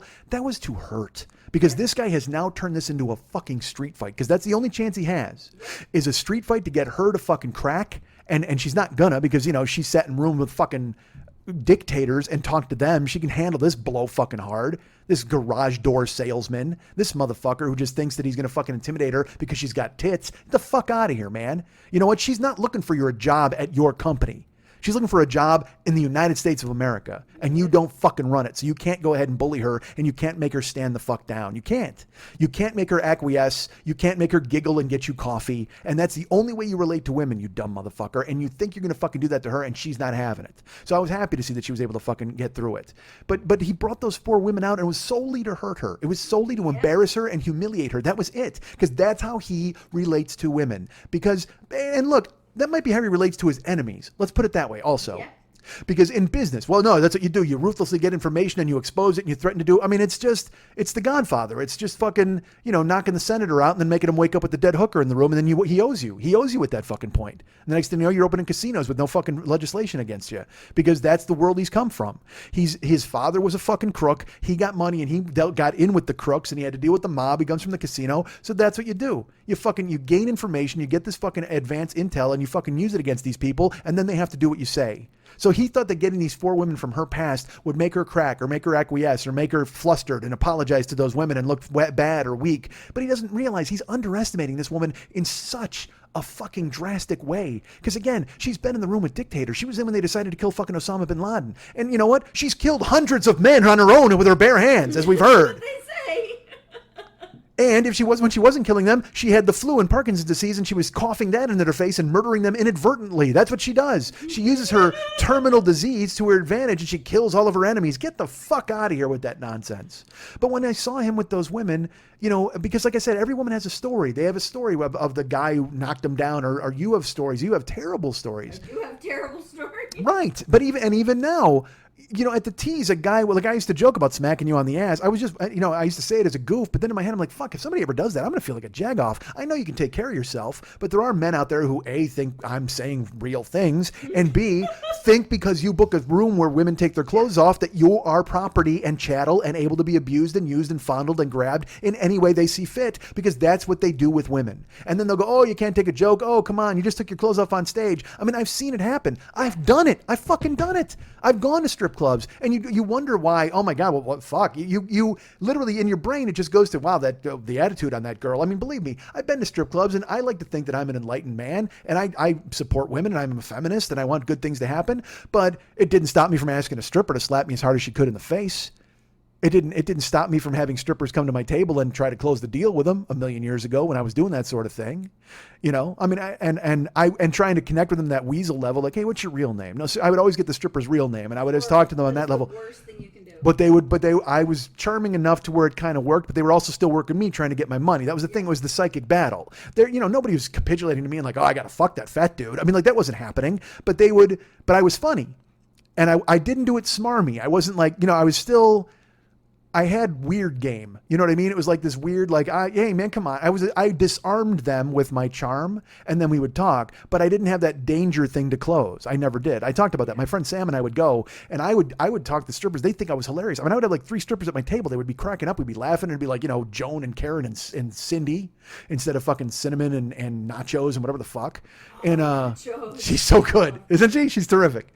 But then of course Sam would wind up fucking all 3 of them, and I'd be like, God damn it, I'd be alone back at the home, at the house, because I couldn't close. I would keep all the conversation flowing. Everybody would think I was great, and then Sam was good looking, and he would absolutely destroy. So I was never that kind of closer. I was always the guy. But I also, and this will sound ridiculous, I genuinely love women. Like, I wanted to talk to them, and I wanted to find out, and I wanted to make them laugh, because you know what? That was almost better than getting the hand job in the back. Like, I could make them laugh and make them break their veneer, and I wanted to turn Nachos into Cindy. Well, seriously, I would want to turn Nachos into Cindy and then joke and laugh with me, so then we could get along, and I could be like, look, man, that's kind of a triumph. I mean, granted, I'm not, Sam's getting head from the 3 fucking girls right now. Triumph. What? To actually get some human involvement and to break through the veneer? It was a triumph for me. Whether that's wrong or right, it's what it was at the time. Yeah. I mean, I was negotiating for that. That was my currency, to get actual personality out of these girls, to not treat them like meat and not be treated like a dollar sign. I actually thought I had some sort of weird connection with them, but that also gets to me and my abandonment issues and all that other bullshit. Like, whenever I would have a one-night stand, I'd fuck a girl, but then the next day I didn't want to leave. Hey, let's go to lunch. Hey, let's hang out. Hey, what are you doing tonight? I mean, and then the girl's like, I'm fine. I can't walk. Go home. You know what I mean? It was like, that was perfect. I'm sorry, I've got to change the sheets and then change the cushions on the couch, and then I've got to go ahead and wash the walls because apparently you can't control yourself. And then, there's that sort of fucking thing. Whatever. Fuck. How did I get into this? So I see those women. Trump behind Hillary. Oh, he's just lurking and pawing, and he's breathing, and he's breathing. You can hear him breathing. That was the thing, is he would put the microphone like on his chest. And did you notice this too? He would kind of like rub the microphone on his suit while she was talking, almost to like obscure the things that she was saying. And I know it sounds like I'm making it up. It happened a couple of times though. He fucking did it. He would stand with it at his mouth, ready to talk. Yep. Just waiting for it. Was so creepy. Yes, because it was his show. She was just there. In his mind, she was just kind of there. She was the middle. He's like, the middle shouldn't talk while I'm fucking headlining. Get her the fuck out of here. But he brings those women on stage. And he thought that they were going to make her crumble. You know what I mean? Because they have their story. You have their story. And everyone has their story. And that's why I said I didn't want to be any girl in the parking lot story and trigger her. But I am a story. I've talked about it on the show. I was in a swimming pool as a kid, and a girl was sliding down the slide, and I put my hand there, and I got a handful of her undercarriage, all right, if you will. I mean, I don't think I penetrated, but it was pretty good, because her whole body weight, she's sliding down a slide. My hand was there, and we were all moving our hands. Well, I didn't at one point, and I got a handful of her, basically. And she went into the pool, and I remember her coming out of the water and just looking at me. You know what I mean? Just this like weird shock, because everybody was skinny dipping and doing all this bullshit. It was intimidating and weird anyway, and I didn't know what the fuck to do. I'm in a pool naked with a bunch of kids, and I'm young, and I did that, and it was the wrong fucking thing to do. But I'm her story. Like, she can tell that story. There was a girl named Dana when I was in fucking 8th grade. We were in a pool, a public pool. And me, Mark Pruitt, and Ron DeGonia are in the fucking pool, and Dana swims up, and she just to like say hi. And we're all talking. We're just standing there talking, and I ripped her suit down. I tore her suit down, and her fucking boobs came out. And she hit me. I mean, hard. She jacked me as hard as she could in the face. Of course. Yeah. But I was 12. Yeah. And so I just thought that's what you did. I mean, I didn't know any fucking better. It was just goofy, and she Because smacked we me. don't deal with sex No. appropriately in this country. No, not at all. So you don't know that's it's wrong, but you don't know why it's wrong, or if it's really wrong. It's a very strange thing. But I just remember, I literally can remember the moment. I remember what her body looked like. I remember seeing her breasts in the sun, in the pool. I remember the power of that moment when it happened, and I remember her hitting the fuck out of me, and I seeing stars. But we laughed. I laughed. My friends laughed. We all laughed. And Dana swam away and pulled her suit up. And now you're asking hookers to slap you in a bar. I wonder why. I wish I could get them in the pool. Oh man, we need to write this down for Shannon. Pool story. So I'm Dana's story. Yeah. And then I've told the story on here where I worked in a kitchen in Tahoe, and there was a girl who used to come out. She's a little barfly, But she and I hit it off, and she had like a Morticia Addams thing happening, really long black hair, and she was, she was lush. So she invited me to her house one night. I was like, all right, cool. And I remember stopping at 7-Eleven and trying to pick out good wine because I didn't know any fucking thing about it. And I grabbed it and I went to her place and we drank. She drank the entire bottle of wine, and then she drank my glass because I didn't touch it, And then I just thought, because she invited me to her house at night and I brought liquor, that I was going to get laid. I mean, I just thought I was. And I waited impatiently, and then she was like, well, I'm going to go to bed. And I was like, okay. And I went in the bedroom with her. And then, I've told the story on the show. And then I laid in bed with her, spooned her with a heart on, just like holding her, waiting for her to just go, yeah, okay, well, let's fuck. Because this is obviously romantic. We're both fully clothed and I'm pinned up against you and fucking, and then we weren't fully clothed. Well, whatever, fuck. But I'm holding her, but she never took her clothes off. She was, and I remember just holding her, and then I got up and left. Like 45, I was just, basically had a gun to her back for 45 minutes, and then I went home. So I'm her story. And it's terrible, man. I mean, it's just, and if every man in this fucking country would realize, that they've done that. They've put women in these situations before. And look, I don't want to paint a broad brush. Maybe not every man has done this. Okay, maybe just me and Trump. Maybe it's just us. It has been inappropriate. The difference is, you laid in bed with a hard cock against a girl who was afraid to say leave, probably. Say that slower. You didn't rape somebody behind a dumpster who was drunk. True. Levels of learning and where you are at different ages, because we don't talk about sex properly in this country. And women who are thought you're supposed to say no even though you want to have sex because good girls don't have sex leads to miscommunications and rape for other people. I mean, there's so much that plays into rape culture. It's not just simply guys are bad and girls have vaginas. It's bigger than all of that. It should be. Yeah. You hope. Yeah. But I hear so many people just dismissing it and saying, no, it doesn't matter. No, it doesn't count. Oh, I mean, that tape, it's locker room talk. Guy's talking, he's doing locker room talk. I'm like, look, I've been in a lot of locker rooms and none of us ever talked about going to rape some chick. And everybody's like, well, he didn't talk about rape. He talked about grabbing a pussy. No. He said that he would just grab them and kiss them, whether they liked it or not. You just start doing it, period. And then he said he just, whatever, they'll let you do whatever they want. You grab them by the pussy. And then he said, I tried to fuck her, but she was married. He had just gotten married. And then it turns out he tried to get Nancy O'Dell fired. I'm sure you saw that afterwards. Yeah. He tried to get her fired because he couldn't fuck her. Brociopath. He's just a terrible fucking guy. And then, he hurts women with all of his bullshit. He hurts, he hurts fellow Republicans. He hurts the Republican Party. But now, every time this guy opens his mouth, he maligns another item in the candy aisle at 7-Eleven. What the fuck is wrong with this guy? Skittles and Tic Tacs and motherfucker, dude, you are literally, you are maligning and impugning every snack we've got in this goddamn country. I can't. I tell you what, I couldn't wait to stick my Twinkie in her beef jerky. That fucking girl, hey, oh, you fuck off. Unbelievable. Dude, I'll tell you what, if you've got mints yelling at you in social media, you fucked up. Admit it. Apologize. That was so fucked up. Tic Tacs had to put out a thing going, yeah, we don't approve of this bullshit. Well, oh my God, that's Tic Tacs, motherfucker. You just got schooled by a breath mint. Ridiculous. Skittles put out an apology a few weeks ago. Oreos put out an apology. Hey, sorry about that guy that just appropriated us. All these musicians, everybody can't run fast enough away from this fucking guy, and he still thinks he's the fucking greatest. And of course it was Tic Tacs, because Altoids would be way too big and heavy for his tiny fucking hands. That's mean. That guy shakes out a Tic Tac, it looks like he's holding a fucking football in his hand. That was the only reason I didn't believe the grab him in the pussy, because his hand is smaller than your standard clitoris, and I thought there was no way he'd get a grip.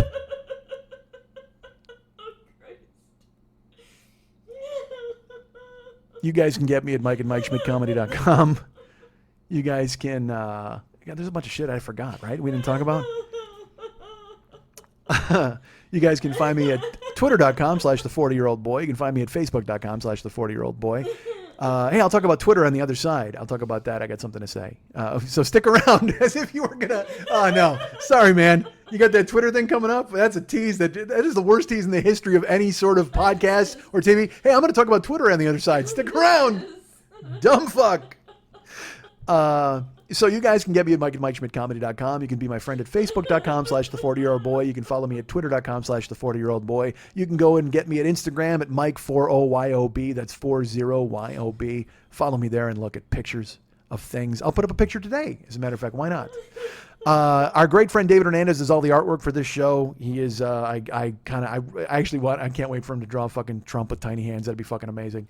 Literally, Trump's hands are the size. You know, this is Trump's. It's all an optical illusion, like those suits. That's why his suits are so ill-fitting, because he brings them down over his hands so you can't see how fucking small they are. His hands are the size of the wooden paddle you get with a fudgicle, like that with that cup of that malt cup that you get at the fucking ballpark. That little tongue depressor thing. God damn, he's the fucking worst. All right, so Dave Hernandez does all the artwork for this show. You guys can get him at Facebook.com/DavidMexHernandez. Be his friend. Why not? See all of his cool art stuff. He put out some cool stuff this week, as a matter of fact. Pennywise the Clown and a few other things. So if you want to go to artbydmh.com, he sells things. Either the things that he's done, the Valscapes, the Gycons, and then he's doing some one-offs now that are probably for sale. And but also you can commission him to do something personally for you, and I know listeners have. So go ahead and go to artbydmh.com. That's artbydmh.com, and find him there and connect with him, and he'll do some cool artwork for you. He works in any medium at all. The medium is the message, and the message is mustard. He can do it in mustard. That's right. He'll do a portrait of you in mustard. Ask him to do that. Not one of those shitty mustards. Not just a yellow French's. He'll do you in a Grey Poupon stone ground Dijon. That's what he'll do you. That's a lot of Dijon Poupon. That's a lot of Hans. Ryan Dirks is the web guy for this show. He does all the cool stuff web-wise. Go find him at Facebook.com/Ryan Dirks, DIRKS. And the producer of this show is my great friend Lily Von Stupp. She is the producer. She is our friend. She is our pal. You can go to Facebook.com/Lily Von Stupp and try to become her friend. I'm not saying you can. But I'll tell you what, if you do walk by her page, make sure you keep your hands at your sides and stare at the ground, man, because nobody wants to trigger anybody on Facebook. Make sure you don't do that. She's got more triggers than a fucking police department gun suppository. That's not true. I only have one. I said suppository instead of depository. I like suppository. She's got more triggers than the Wild Bunch, folks. So I only have one trigger, and I didn't even know I had one. Well, I'll be excited to look for it during the break. Go to Facebook.com/Lily Von Stupp and hope to become her friend there. You can follow her at several different Twitter accounts. Twitter.com/Lily Von Stupp, Twitter.com/HollywoodBQFest, Twitter.com/MNTs, and Twitter.com/Boobdini. But if you'd like to write her a personal note, do me a favor. If you write her a personal note, make sure the first line of it is, well, what we really meant was... You can write her at Lily at burlesque411.com. That's Lily, Lili, at burlesque411.com.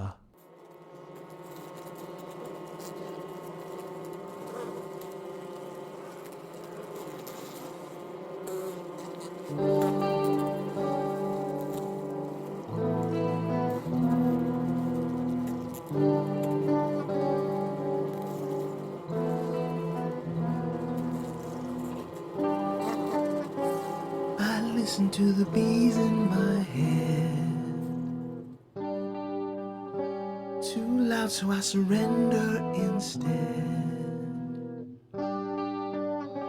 I need to be rid of the drone. But if they're gone, then I'm all alone. You know it 'cause it's easy to see. You show it when you try to fix me. Tell me to clean out this hive. But how else would I know I'm alive? Can't find you, I'm blind to. Can't love you when I'm above you. Want to hear you, but I can't hear you. When I'm taken by, when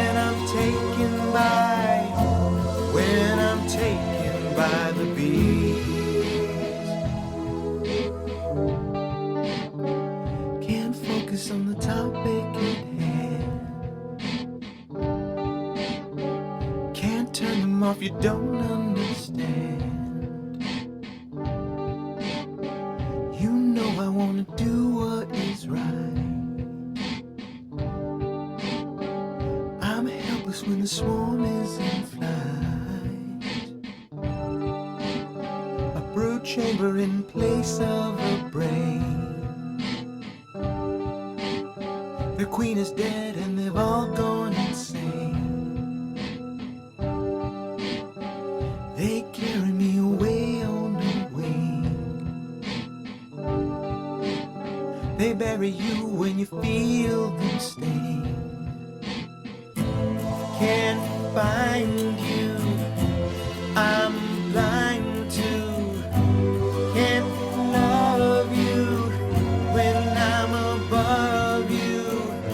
I want to hear you, but I can't hear you. When I'm taken by, when I'm taken by, when I'm taken by the beat.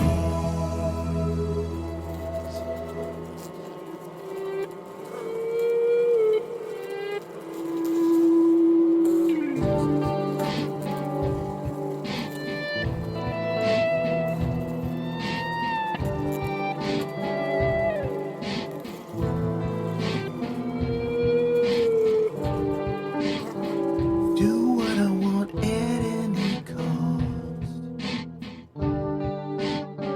Can't worry about the friends I have lost. But there are some friends who can't hear my voice. Poor Stephen didn't have any choice. I know you think you know what is best. You wanna poke a stick at the nest. No, the bees are gonna rip me in half. But they're the same bees that make you all laugh. Can't find you, I'm blind to. Can't love you when I'm above you. I want to hear you, but I can't hear you. When I'm taken by, when I'm taken by, when I'm taken by the bees.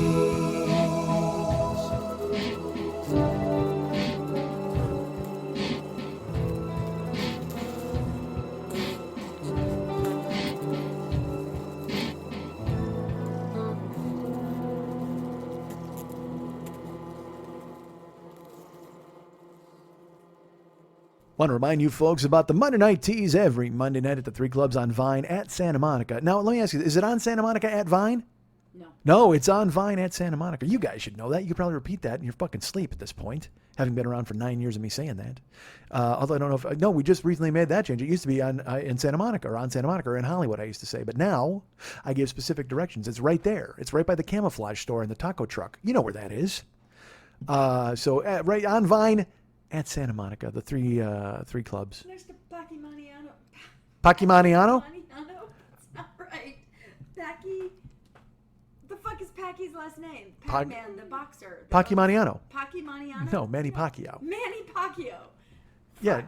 It's Freddie by Roach's his- gym. Yeah, it's by his gym. Yeah, Freddie Roach's gym. So, I mean, No, it's by the Wild Card Boxing Gym, which he owns a portion of. with Freddie Roach, who's Manny Pacquiao's trainer. Is that who he owns it Yes. with? Okay, I'm sorry. I wasn't lying. You think No, I was thinking Freddie Roach was a character from Casino. Who am I thinking of in Casino? I don't know. I don't know who that could be. Don Rickles? Oh, I can't remember. No. Freddie Roach is he's a world famous boxing trainer. He trained Pacquiao and. For some reason, I was thinking of the movie Casino. I thought see. You were fucking around. No, I'm not. He actually helped train George St. Pierre in MMA.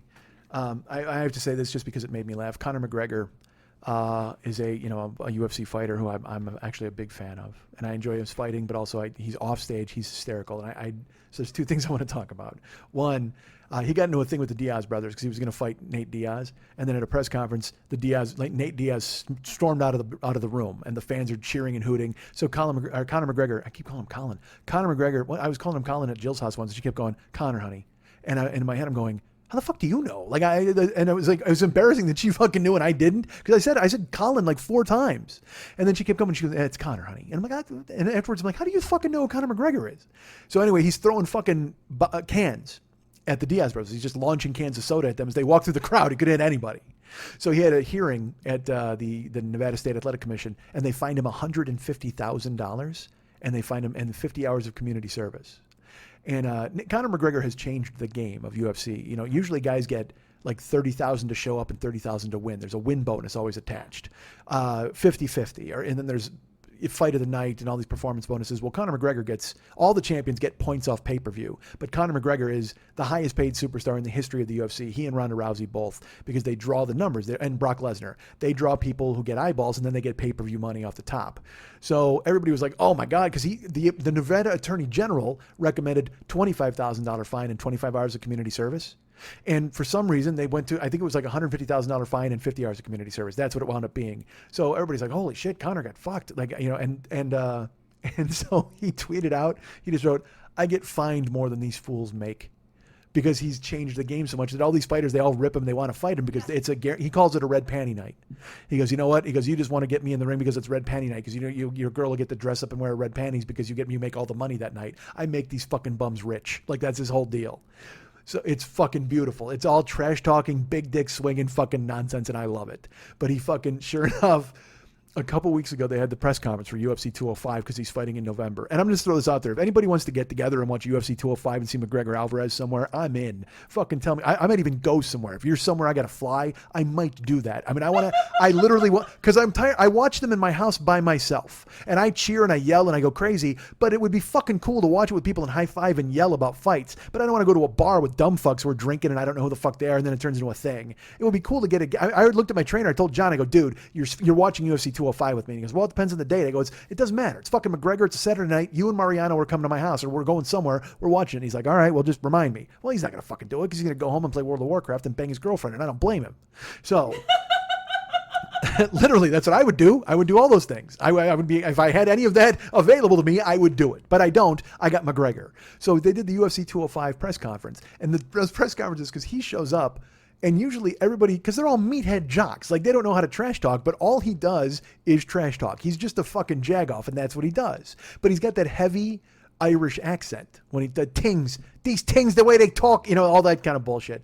So he's in the front row, and he's got his fucking title belt, and he's going to fight the lightweight champ for his title belt. All the questions, the audience is there to see him. They're asking him questions. Whenever any of these other meatheads say anything, Alvarez did a good job of hanging with him, actually, just like Nate Diaz did a good job of hanging with him. But their trash talk is more, I'm going to fuck you up, man. I'm going to fucking ruin you. But McGregor's funnier than that. So sure enough, he's talking, and you have to see this moment because it's such a great burn. It's right up there with guys in my car club call me the Cruiser. Should have called him the Dork from Stripes, which is one of the greatest burns ever. Just took a guy's life, crumbled it up, and threw it in the garbage like it's fucking perfect.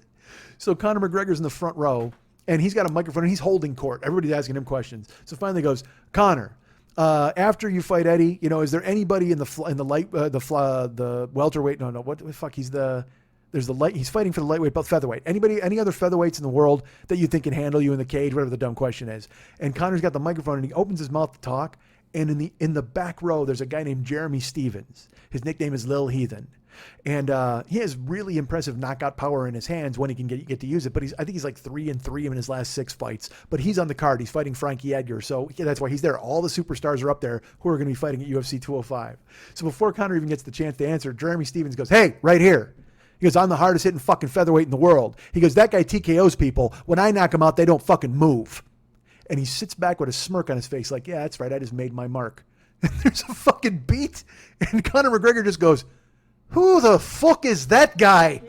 Oh, dude. The greatest burn of all time. Because it's, again, all UFC superstars, all seated there with their belts and their questions. And Jeremy Stevens has been there for 10 years. He's been fighting in the UFC. When I knock people out, they don't even fucking move. Just this jock face where he just leans back like, yeah, that's right, I got him. And there's a beat, and Conor McGregor in his fucking $12,000 suit just looks and goes, he doesn't even look at him. He just looks over and he goes, who the fuck is that guy? And the crowd explodes. Even Dana White is trying not to laugh, and the other fighters are laughing because it's just like he buried him. And then it just goes, and then, but this is my favorite part because then the crowd is going crazy, and he goes, who the fuck is that guy? Like it just, he marinated in it. And Jeremy Stevens is like, you know damn well who I am. And he goes, who the fuck is that guy? And then he goes, I don't know. And he ignores him. He never even answers him. He then answers the guy in the audience and he talks about his fight with Eddie Alvarez. It's so perfect that he just annihilates him with, who the fuck is that guy? And the place goes fucking bananas. It's just, I love, Burns are fucking gorgeous. And look, trash talking can be stupid and a bunch of nonsense and I'm going to fuck your wife and whatever the fuck. Politics. Exactly. Well, that's all it is, politics. Norm Macdonald had such a great line and it made me laugh. He was on Howard Stern being interviewed. And they were talking about, him being fired by Don Ohlmeyer and OJ and all that different stuff. And he just goes, I don't know. I see these people getting worked up over politics. Hey, politics is just gossip. And he's exactly right. It's all it is. It's wrestling without the folding chairs. It's football without the helmets. It's become another sport. Yeah. That's all it is. Who the fuck is that guy? And like I said, then there's the end. He goes, who the fuck is that guy? Like he totally buried him with the second one. Oh, it's my favorite. Just watch that reaction just to see Jeremy Stevens then try to scramble. Because he called him a leprechaun or something. And he's like, oh, good one. And then he just literally talked. Because again, that's where everybody goes with the leprechaun or all this bullshit, or you're a ginger. It's just fucking stupid because nobody knows how to trash talk except the fucking Diaz brothers and Conor McGregor. Anyway, so that I don't even know why I fucking get into that. But so I want to watch UFC 205. Why did we start talking about that? Santa Monica. Oh, because Funky Pecky Hour, whatever the fuck. Yeah, Funky Manny Hour, whatever the fuck. That gym next door. Manny Pacquiao. Exactly. Yeah. Pacquiao is what you said. Pacquiao. So close. So you are the producer of the Monday Night Tease, if I remember correctly. And it's on Vine at Santa Monica. Yes. How was this week's show? Spectacular. It was fantastic. I understand the Dirty Birdie Story Hour was in there first. It was. And there was a special celebrity guest, if I remember correctly. Margaret Cho was there. Margaret Cho showed up. Now, I will tell you this. I'm going to give you a little inside baseball here, folks, a little behind the scenes. Margaret Cho is a huge name. Yes.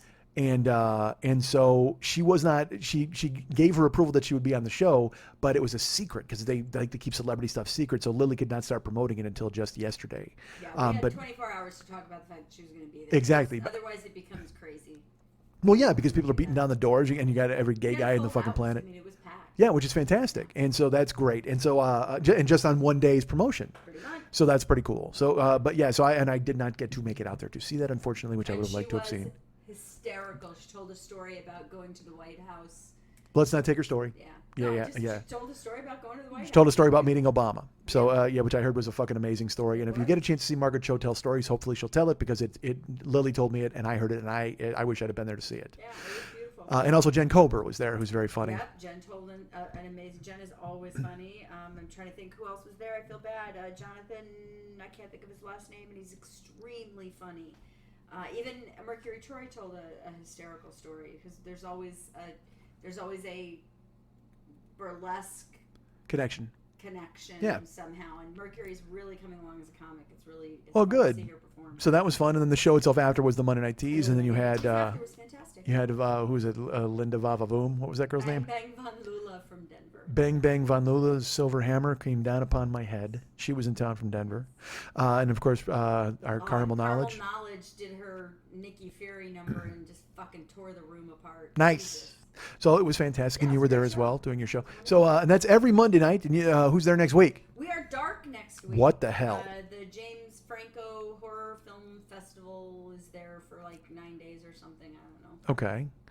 Well, they're Dark next week, but they are available the following week, which October will be... 24th, we are back, and if you don't know what to do for Halloween and you are in Hollywood, please come buy tickets, and it's a open bar, one price, great night, fantastic. On the 31st. On the 31st. So the Monday Night Tease is on the 24th, and then the Halloween, the big extravaganza where they got the whole building is the 31st. Buy tickets, come out. There's 2 different shows, or 3 different shows. There's 3 shows. 3 different burlesque shows, open bar, spooks and ghouls and all sorts of nonsense. And I think Packy Maniau will be there as well. Or no, Packy Maniano is going. Sure, a guy in the Filipino consulate who hates women. Good. I'm glad he's going to be there. So Packy Maniano will be there. That's on Halloween night. October 24th is a big night for the Monday Night Teas. It's going to be great. And if you want to go to facebook.com/Monday Night Teas, you will find out who's going to be at all these upcoming shows, get an idea. You can go to Brown Paper Tickets and get tickets. Go ahead and put in Monday Night Teas or put in Lily Von Stupp. It'll come up, buy some tickets and have a good time and enjoy yourself. That'll be fun. And you are going to be in Arizona this week? I am in Arizona and Tucson at the Arizona Burlesque Festival this weekend, and I'm also teaching a class about emceeing there as well. All right, you're teaching an MC class and you're emceeing at the Tucson or Arizona Burlesque Festival this weekend. Nice. What are the dates? What are the nights? Friday, October 15th and 16th. Friday, October 15th, Saturday, October 16th. That's this coming weekend. If you're in the Arizona area, like I know our friend Dustin is, and that's all I know. Isn't that where Paul just moved to? Paul Goebel just moved there. Yes, I don't know if he will be able to get out of his house. He's on Twitter a lot, so maybe he will not be able to come to your show. However, I hope he does. he's a very busy man. And what's happening on October 24th as well? Well, before we do that, let's finish talking about you. And you're going to the Arizona Burlesque Festival, and then we've got the Halloween show coming up. That's going to be fantastic. Buy tickets for that. If you're into Shakespeare, I'm doing the Toil and Trouble on October 18th. I will be representing the Midsummer Night's Dream. Midsummer Night's Dream, and I will be fucking a donkey. If you would like to see that on stage, please come. You know, I was in a Midsummer Night's Dream. Were you the donkey? I was. I absolutely was. Would you like to come play my donkey? Well, I don't know if I could. Nick Bottom the Weaver. It's Nick Bottom who then he gets turned into an ass. That's the whole deal, and he becomes a donkey. That's how Lester Hayes and the Garden Sprinkler got started. That was the play I was auditioning for, and then I wound up getting it. And then we see what happened. I was subsequently removed from said play. So maybe this will be my big comeback. I can come there with Pyramus and Thisbe and me and you. All right, good. So that's fantastic. That's where is that going to be? You didn't say. That is in a theater downtown. It's on my Facebook, and you'll see it on my Twitter and my Instagram. What is your Instagram? Lily Von Stupp? Lily Von Stupp, yeah. Instagram, Lily Von Stupp. You can go to her Twitter, like I mentioned all of those a second ago, and also her Facebook page, Lily Von Stupp. And her Patreon page is also very important. VoteLily.com. Go to votelily.com. Go to patreon.com/Lily. Is that what it is? VoteLily.com? That's the Patreon? Yeah. Oh, terrific. All right, so go to votelily.com, and then you'll go to her Patreon page. It's so stupid. Of course it is. We'll support her and all of her endeavors and all that cool stuff. Support my endeavors. But don't give all your money to her, because I'm going to have my own Patreon page soon. No, I'm not. It's a lie. But please. You should, because you should set it up under mine. Because then I get $500. Really? All right. Well, votelily.com is the place to go, and perhaps I'll scheme and we'll see what I'll do with my future. I think Patreon would be a good thing rather than donations, because it allows people to see and focus directly on support. Right, but then I have to be very good. but I have to do things then to earn that support.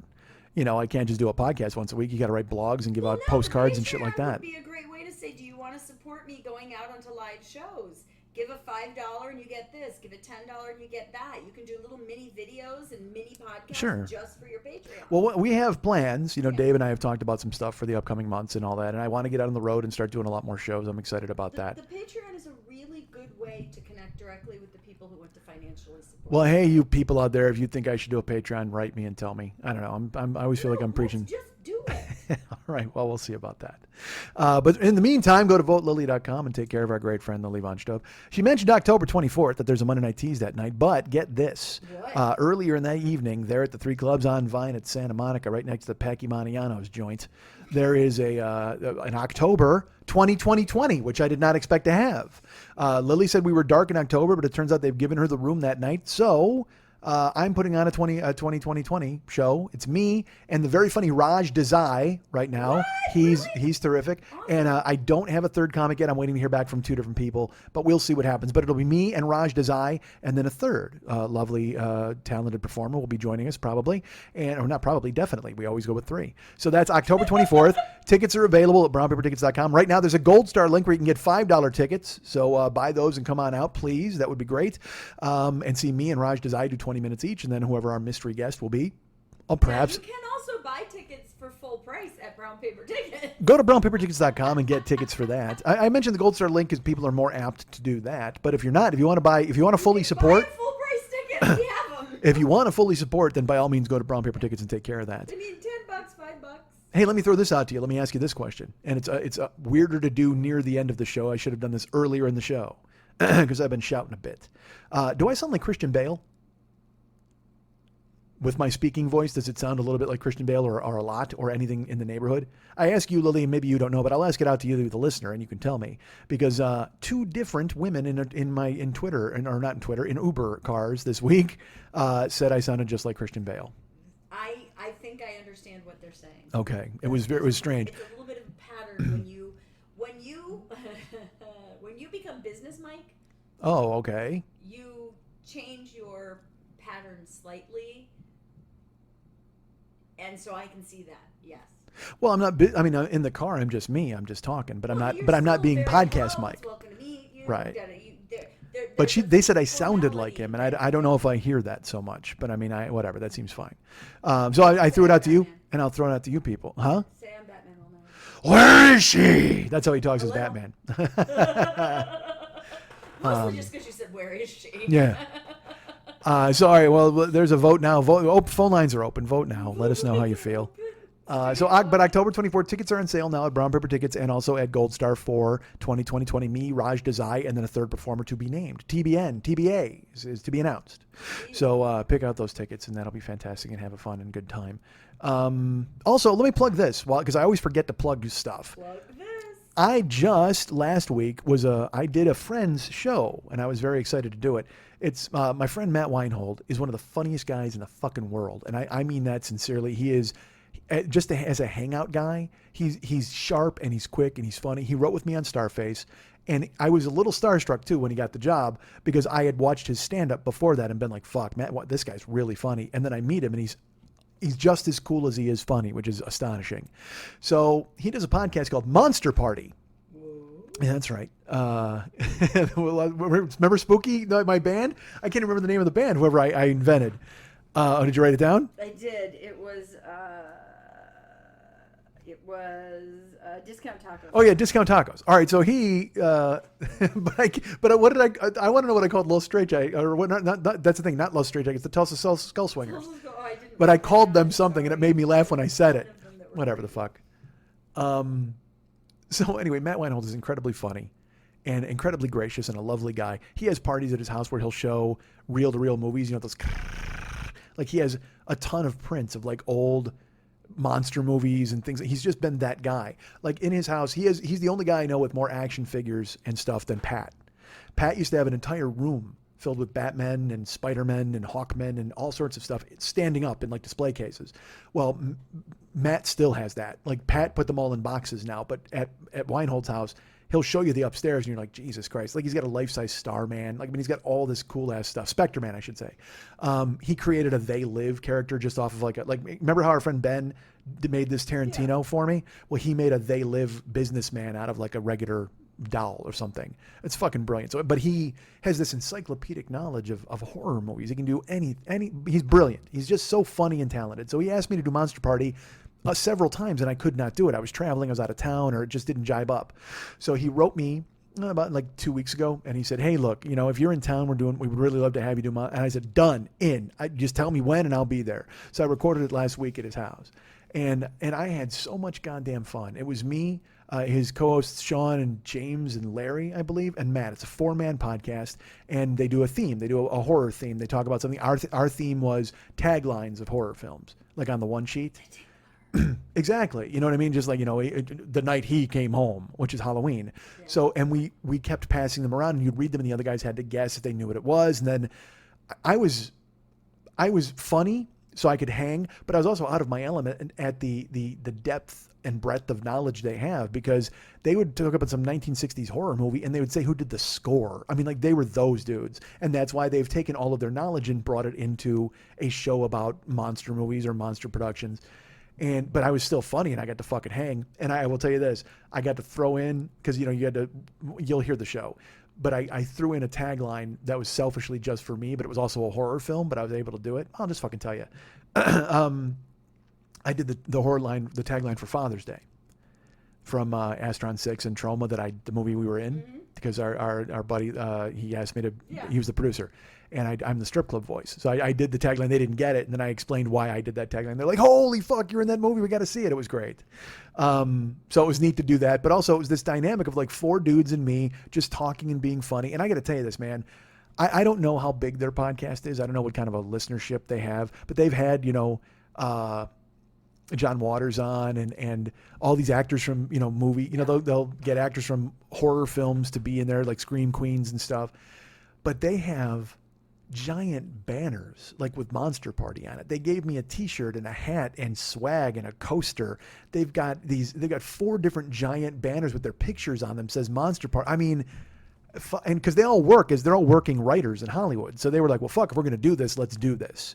And I was embarrassed. I won't lie. I mean, because, I come to their house. Granted, I'm in Matt's house and we're still around a kitchen table, which is what we're doing here.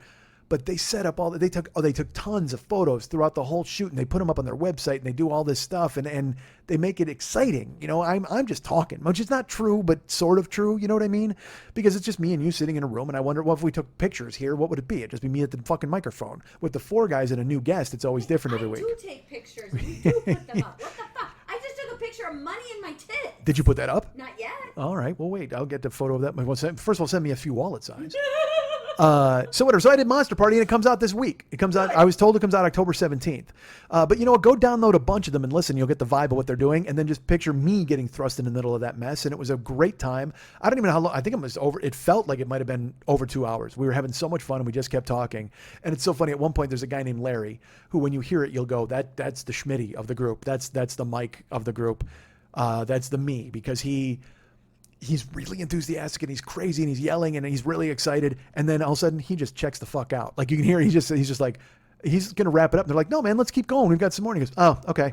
Like on the air, he totally does that. And I laughed. I'm like, God, how much do you fucking hate this now? Like I even said it during the show. You'll hear it. And he laughed, of course, he rallied, but you could just see he lost steam and interest like that. It was so crazy.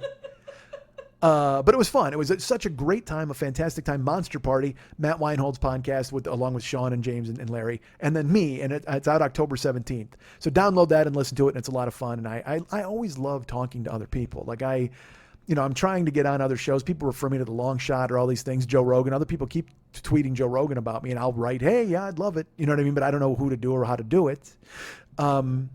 Because, Rogan's a gigantic show. He's got over 1 million listeners or fuck. So, I mean, I don't know. I mean, I would fit in. I would do well, UFC and nonsense, but it's just getting there. UFC and nonsense. Well, the problem is I tried to get on Joe Rogan's show and he went, "Who the fuck is that guy?" So, but keep tweeting them. You guys are so cool. Thanks.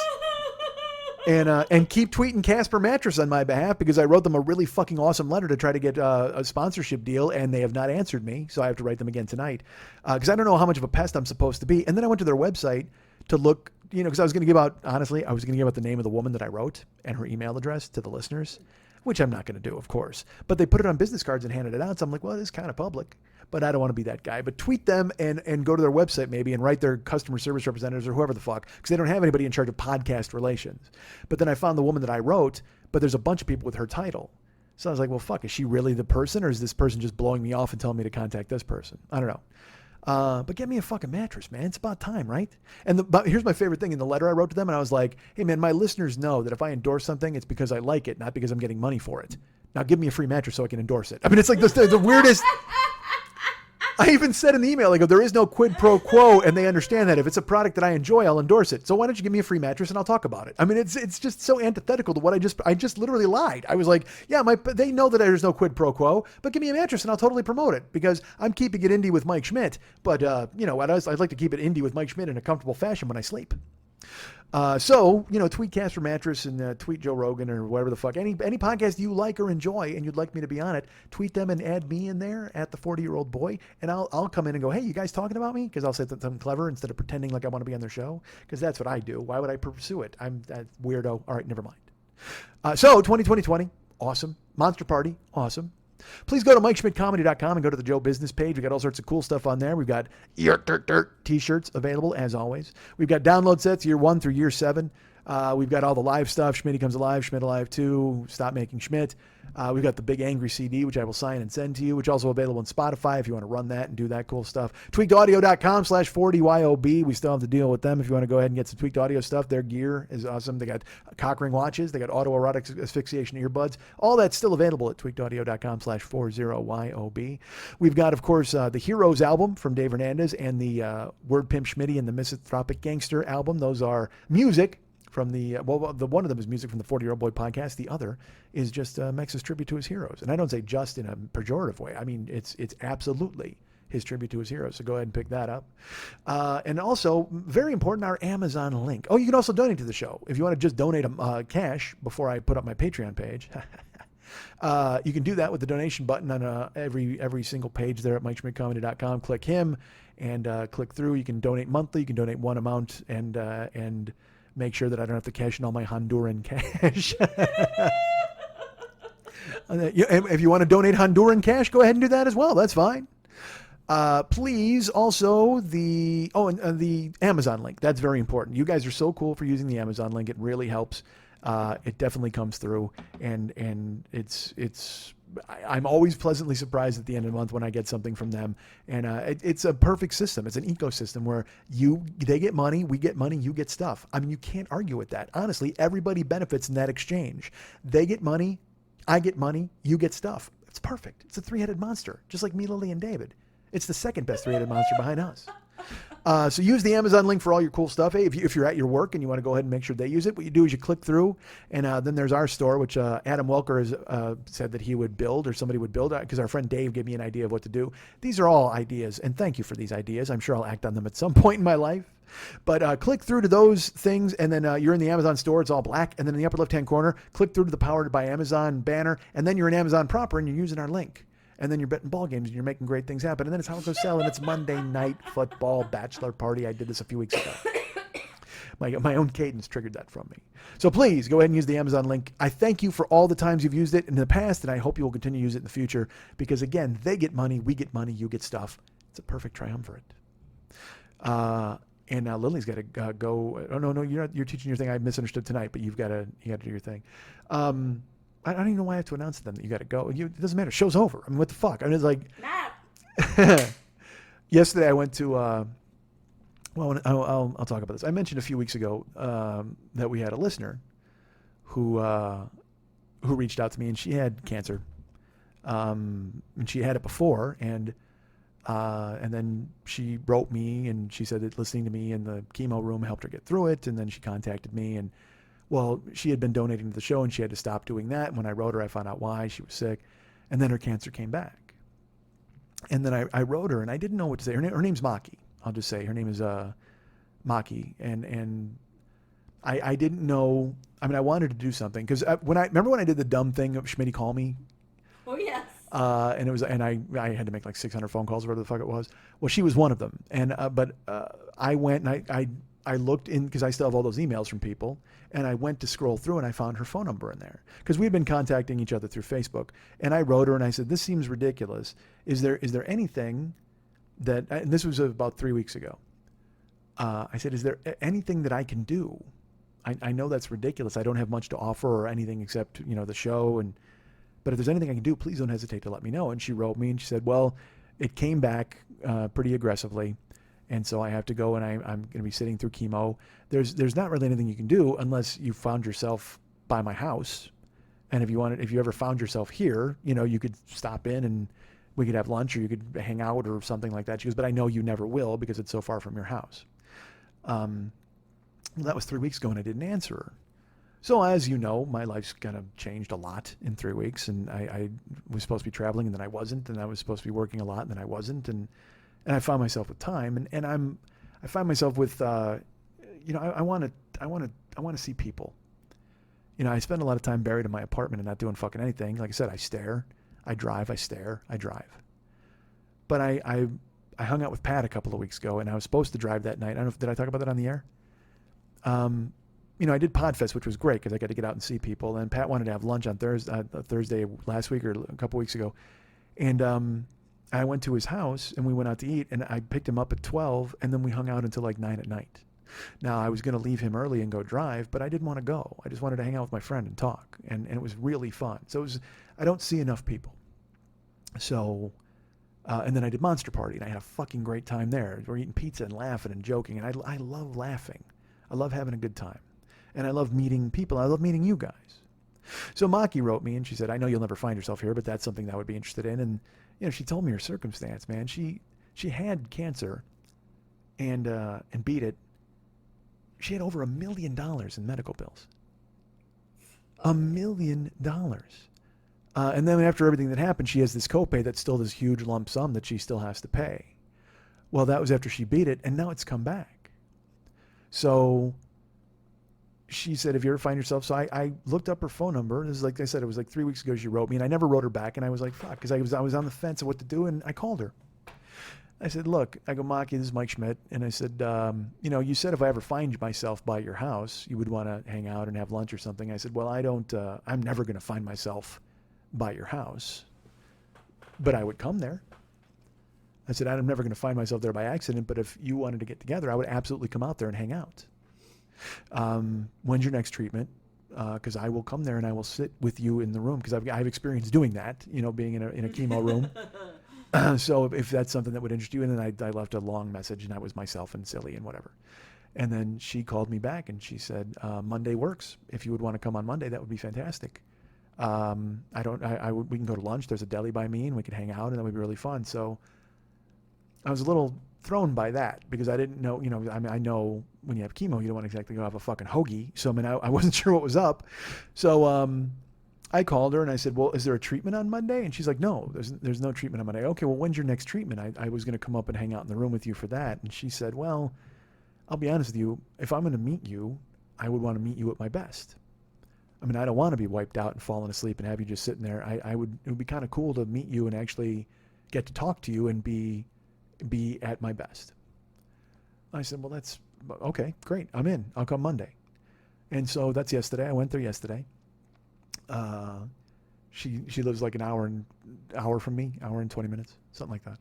So I got there and I went to her house and picked her up, and we went for lunch. We walked, to go eat lunch, and she's incredibly healthy. Like I was really kind of shocked. I didn't know what to expect, truthfully. I thought, I didn't know if she was bedridden or whatever, because she put a picture on Facebook of her portacath, like the scar, and the fact that she's got, her chemo session was 8 hours.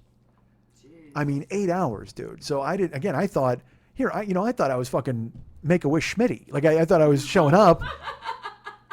I'll show up, I'll eat some hot dogs, I'll say, I promise I'll hit her home run for her, and I'll walk the fuck out. I was ready for that. It was going to be great.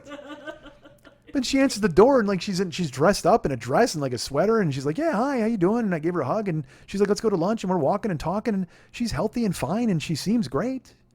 It's just that her body is being fucking destroyed from within. Well, yeah, and the day after that 8-hour treatment is awful. Well, yeah, but the 8-hour treatment was 2 weeks ago or whatever. That's what I'm saying. Yeah. Yeah, it's...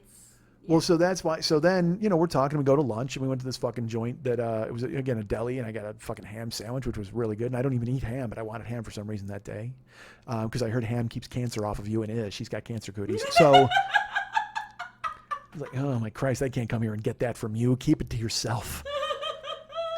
And then I ate, and then also my brain goes to Fight Club, and to like when he would go to all the Survivor things, and all those poor girls in the turban who were just like totally like skinny, like Chloe. You remember Chloe from Fight Club? And she just went to Ed Norton. She's like, just fuck me one last time. That's really all I need. I've got amyl nitrate. I've got pornographic movies. He's like, I gotta go. So I'm like, well, I hope this is just a sandwich. You know what I mean? But because I'm an idiot. Because literally, because that's where my fucking brain goes. But then she's all healthy. I'm like, well, she's not Chloe. This is great. So we went and we had lunch, and she got an Italian sandwich. I ate my ham sandwich. Then we walked back to her place. We just talked and hung out. Her boyfriend shows up, Armando, great guy. And the three of us just sat in her backyard. And we talked politics. We talked Trump. We talked Armando. He works for Procter & Gamble. And she's had him listen to the show. So he heard me talk about her, and he heard me talk about Kuwait. And just a really nice, gentle man, just a terrific guy. And it made me laugh because it was like, he was at work, and he came over after work, and he knew I was there. He knew I was coming to meet her, and she had told him. And I, in my head, I thought, well, isn't he weird with this? Like some strange dude is driving up to meet his girlfriend. I know I'm in a very weird, unhealthy place a lot of the time. Because I'm literally, I got my head on a swivel for every guy, like, because I just got out of that. You know what I mean? That's what I was wondering, is why every guy would come sniffing around. And so I wanted to make sure he knew I was respectful and cool. But when he came in, I didn't have to prove anything. I mean, he just walked right in and I shook his hand and he hung out and we talked about his family and his job and her family and her job. And she gave me a cool gift. Like, she makes these resin based, it's so strange. It's very heavy. Like, feel it. It's almost like, it's just a decorative piece. It would almost look like a paperweight, like you would keep on your desk. You can't see, but there's a fish in there. Like, but shine your light on it so you can see the fish. I can see it. It's amazing. Okay, but wait, because it's going to be more amazing when I tell you. It's purple and it's resin. Okay, and see the fish he's in there? Yeah. He's not a fish. With each layer of resin, she paints a little piece of the fish on there. So that's paint. It's a 3D rendering of a fish trapped within that resin. I know, now you got to put your glasses on, right? Because it's crazy. If it's all white, that's the bottom. So flip it over to the top. But that's all layers of paint. As she stacks up the resin, she paints it and paints it. So it looks like there's a fish trapped inside that decorative piece. That's friggin' amazing. Right, but in reality, that's all paint, and she paints it stacking up. And right now, I know Dave's at home listening going, I can fucking do that. Well, yes, you can, but I can't, man. So it fascinates me. And by the way, she had great words for you, Lily. She loves you and loves your part of the show. She loves Max because she plays bass, she plays drums, she plays guitar. She's like, I don't know how the fuck he's able to do those things that he does and so quickly. She loves art, and she says his artwork's amazing. He needs to do a book. It's funny. She's like, can you do me a favor? And so I'm going to throw this out there now. She wants Dave to do a Christmas album. But she wants them to do like the 80s and the 70s Christmas carols that we do every year. You know, we play that drop. She's like, I want him to do full versions of those songs. And normally, you know, a lot of people have written me and said that would be a good idea. But Mex, she's dying.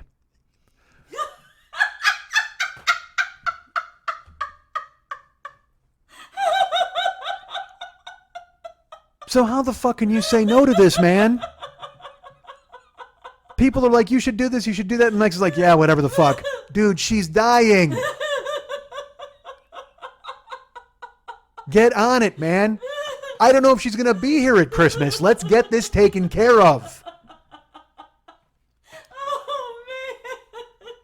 You got 2 months. You're on the clock. Bang these songs out for Maki before she leaves this motor coil.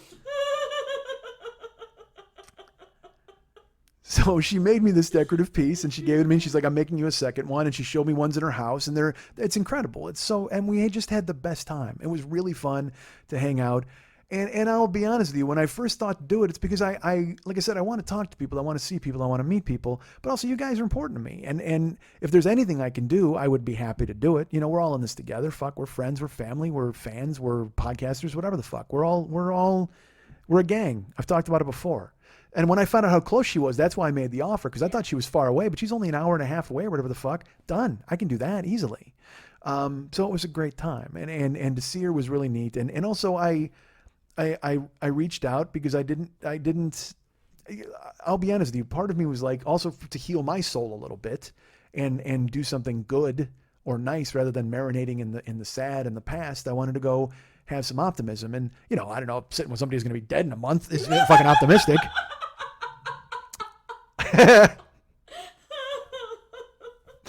But the fact that she's like, you know, you hang out with me in the chemo room all the time. And so you get me through it. So I said to her when I left yesterday, I go, when's your next treatment? She said, it's October 20th. I said, well, I'm up for that if you're up for that. She goes, are you serious? I go, yeah, you tell me. I said, I'll come up here. I'll sit in the room. I'll read you a fucking Dr. Seuss book or whatever the fuck while you're sleeping or whatever you need me to do. Because then we actually went to her doctor yesterday. We went to the oncologist because she needed to get a shot in her arm. And you know, I'm a fucking idiot. We walk in, there's some poor woman sitting there. She's got literally a Ziploc bag filled with golf balls. I have no idea why, but she's a patient and she's sitting there. So we walk in and Maki comes up and they go, oh, Maki, how are you? And I go, excuse me, I have a question. I was in here earlier. I left a Ziploc bag full of golf balls. Did anybody turn it in or? And the woman at the counter's like, I don't know what you're talking about. And the woman behind me just goes, oh, you're good. I turn around. She goes, yeah, I know it's weird. I don't even know how to explain it. I go, don't worry about it. I go, it just was odd. So then we go, because what the hell? Why not? What are you holding that for, Goofy? I adore that so much. It's so great. Yeah. You know, I left a Ziploc bag full of golf balls. Anybody turn that in? Oh, you're good. So then we go to the back for Maki to get her shot. And, because I'm not sick. Why the fuck am I even in this building? Like, I shouldn't even be in there. So we walk into Maki. They're like, oh, hi, Maki. And they kind of look at me like, who the fuck is this idiot? So I walk up, there's a counter, and they had Insure and all the shit for the people who were dying. They're like, here, free lollipops. So I literally reached in, I grabbed a handful of 100 dum-dums, and I just pulled them out of the thing. I went to shove them in my pocket. And the woman looked at me and go, I'm kidding. I'm just kidding. I put them back. And then, they had Insure. I was going to chug all the apple juice, whatever the fuck. Because again, I'm a monster. But also they had all the, when the chemo people sit there, they sit in these lazy boys, these recliners. And I did not want to sit in one. Again, partially because it just seemed incredibly rude. I was not sick. And there was nobody in there getting treatment, but it felt wrong to take that seat because that is a very special seat designated for people who need a lot of attention and a lot of help. Now, I'm that, but not in that room. It's not that kind of help. Right. But I also didn't want to sit there because, again, I don't want to get cancer on me. I'm pulling my jeans up, so it's like high water, and I'm kind of stepping lightly in the hallway. I don't know what's going to crawl up on me or get on me. So Maki sits down to get her shot, and I sat on a stool next to her, and the woman gave her the shot, and Maki, it was in her arm, and it was a thing for her bones because this cancer is now in her bones. She said it was ovarian cancer before, and now it's just this area. She's said it's her midsection, and they don't know where it is. They're trying to diagnose it. And talking to her and hearing the horrors of insurance. I mean, we went through it with Jill's arm a little bit. I was privy to some of that. But, they turned down PET scans for Maki. They were like, no, if you think you got it, use her blood sample. The cost of it, the insurance company turned it down. Monstrous. Who the fuck turns down a PET scan for a cancer patient? What is your problem? Everybody should get the treatment they deserve. Everybody gets the treatment they need. Fuck deserve. So we talked about that and the nightmares that she'd been going through. Again, like I said, $1 million bill, and now she's back getting more treatment. Now and her work, she had to take more time off, whatever the fuck. I don't know how deep she wants me to get into it. But I sat next to her, and they gave her this shot, and it was a long sink. You know how sometimes they'll give you a shot and just shoot it in you? Well, they had to go super slow and get it in because it was like subcutaneous, and then they had to fucking permeate this area. And Maki, it's that thing you're so used to. Maki is vital. She was beautiful. She was friendly, and she's ill, and she's fighting it off the best that she can. And she did not betray that at all, that she was sick. If you hadn't seen the scar on her chest, you wouldn't know. But when they put that needle in her, she's talking, and she's, and then all of a sudden she goes, and she made this face, and her head is shaking, and she's like, and I reached my hand out for her, and she didn't take it. And I said, do you want to bite my hand? Because I used to do that with Karen. When Karen got her treatment, when anything, I'd say, bite my hand. She would bite the heel of my hand. I'd let her do it because I actually kind of enjoy it, but I was like, do it. I like biting. I'm a fan. So I would say, bite my hand. So I said to Maki, you want to bite my hand? Which then I thought, that's the fucking weirdest thing you've ever done in your life. Pretty much. But it didn't matter because she's still going, because they're shooting her with the medicine and it's burning. Yeah. And then I just thrust my hand out, no asking. And she reached up and just grabbed my hand. And she squeezed it and held it and squeezed it and held it while they put the needle in her. And the whole time, that thing where nurses are just, I couldn't even imagine doing it. Our friend Suzanne, she's a nurse and she works in a fucking ER. So that thing where you got to put a needle in somebody and you go, I'm sorry, I'm so sorry. I'm really sorry about this. And the person is, you know what? But Maki was frozen. She was frozen. She just, and shaking, and she's squeezing my hand and hard. And I'm letting her, because that's why I'm there. That's why I'm there. And then they finished, and they apologized profusely. And she's like, I did not know that was going to be that. And they're like, yeah, she goes, I just thought it was a quick shot. Yeah, it's for the bone. And so you got to go in this way and you got to make sure you do it slowly so it permeates. Yeah, and she's still squeezing my hand. She's like, I did not know it was going to be that. And they put like a little fucking underdog fucking Band-Aid on her. We got up and we walked out. We went to her place, and then that's when Armando showed up just after. And Armando, he didn't ask about her going to the doctor, and she finally mentioned it about a half hour in our conversation. He goes, oh yeah, how'd that go? And it's the casual shorthand of living with something like that. If you have somebody who goes to the doctor, you're like, oh my God, how was the doctor? How did it go? But if you're going to the doctor so much, you're just like, well, yeah, it's a fact of life now.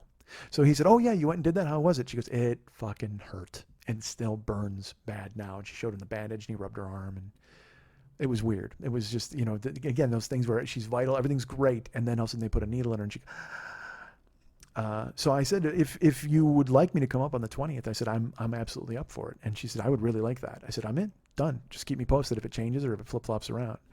And that's kind of the benefit of being able to make my own schedule. You know, I can go up there on a Thursday and you know, I'll just drive more on Wednesday, or I'll drive more on Friday and be there for somebody who might need somebody. Because he even said, I looked at Armando and I go, is it okay with you if I do this?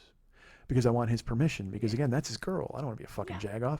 And he goes, oh no, he goes, actually that really helps, because, you know, I get my work schedule, and he pulled it out. He had like a little laminated placard with his work schedule. And he goes, we'll plan all of her medical stuff around my work, but I could not get out of that day. It's a hump day, like in the middle of the week. So there's no way it's the 20th. It's a Thursday. He goes, and with my work week, it's like my long day. And he had an explanation, because if you could do it, I would really enjoy that. That would be great. I said, all right, I just wanted to make sure I get your permission and everything's cool. He goes, you don't need my permission. I go, well, I kind of do. You know, trust me, I've been living this, so I'm fine. I just wanted to make sure you're straight with it. Because as a man, you do that.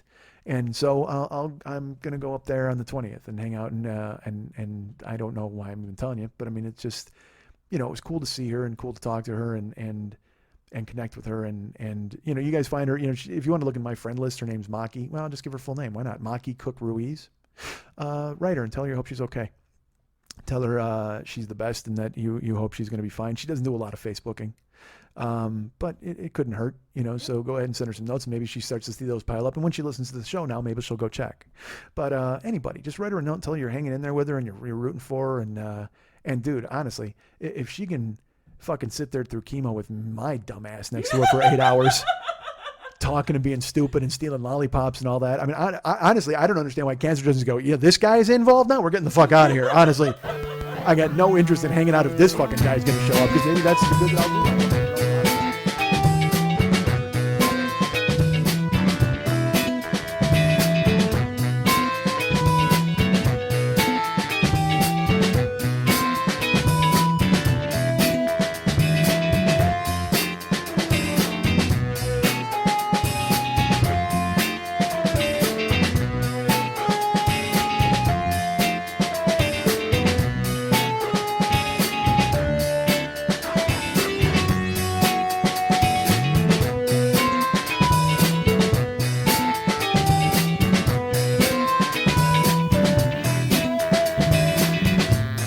You want to hook people in, get them halfway through a recipe and cut your fucking show in half. That's it. Do an hour about stew and then bail, get on a plane, and then come back and revisit it 2 days later, because that's the most important stew in the universe. Was there noodles or rice involved? Stay tuned!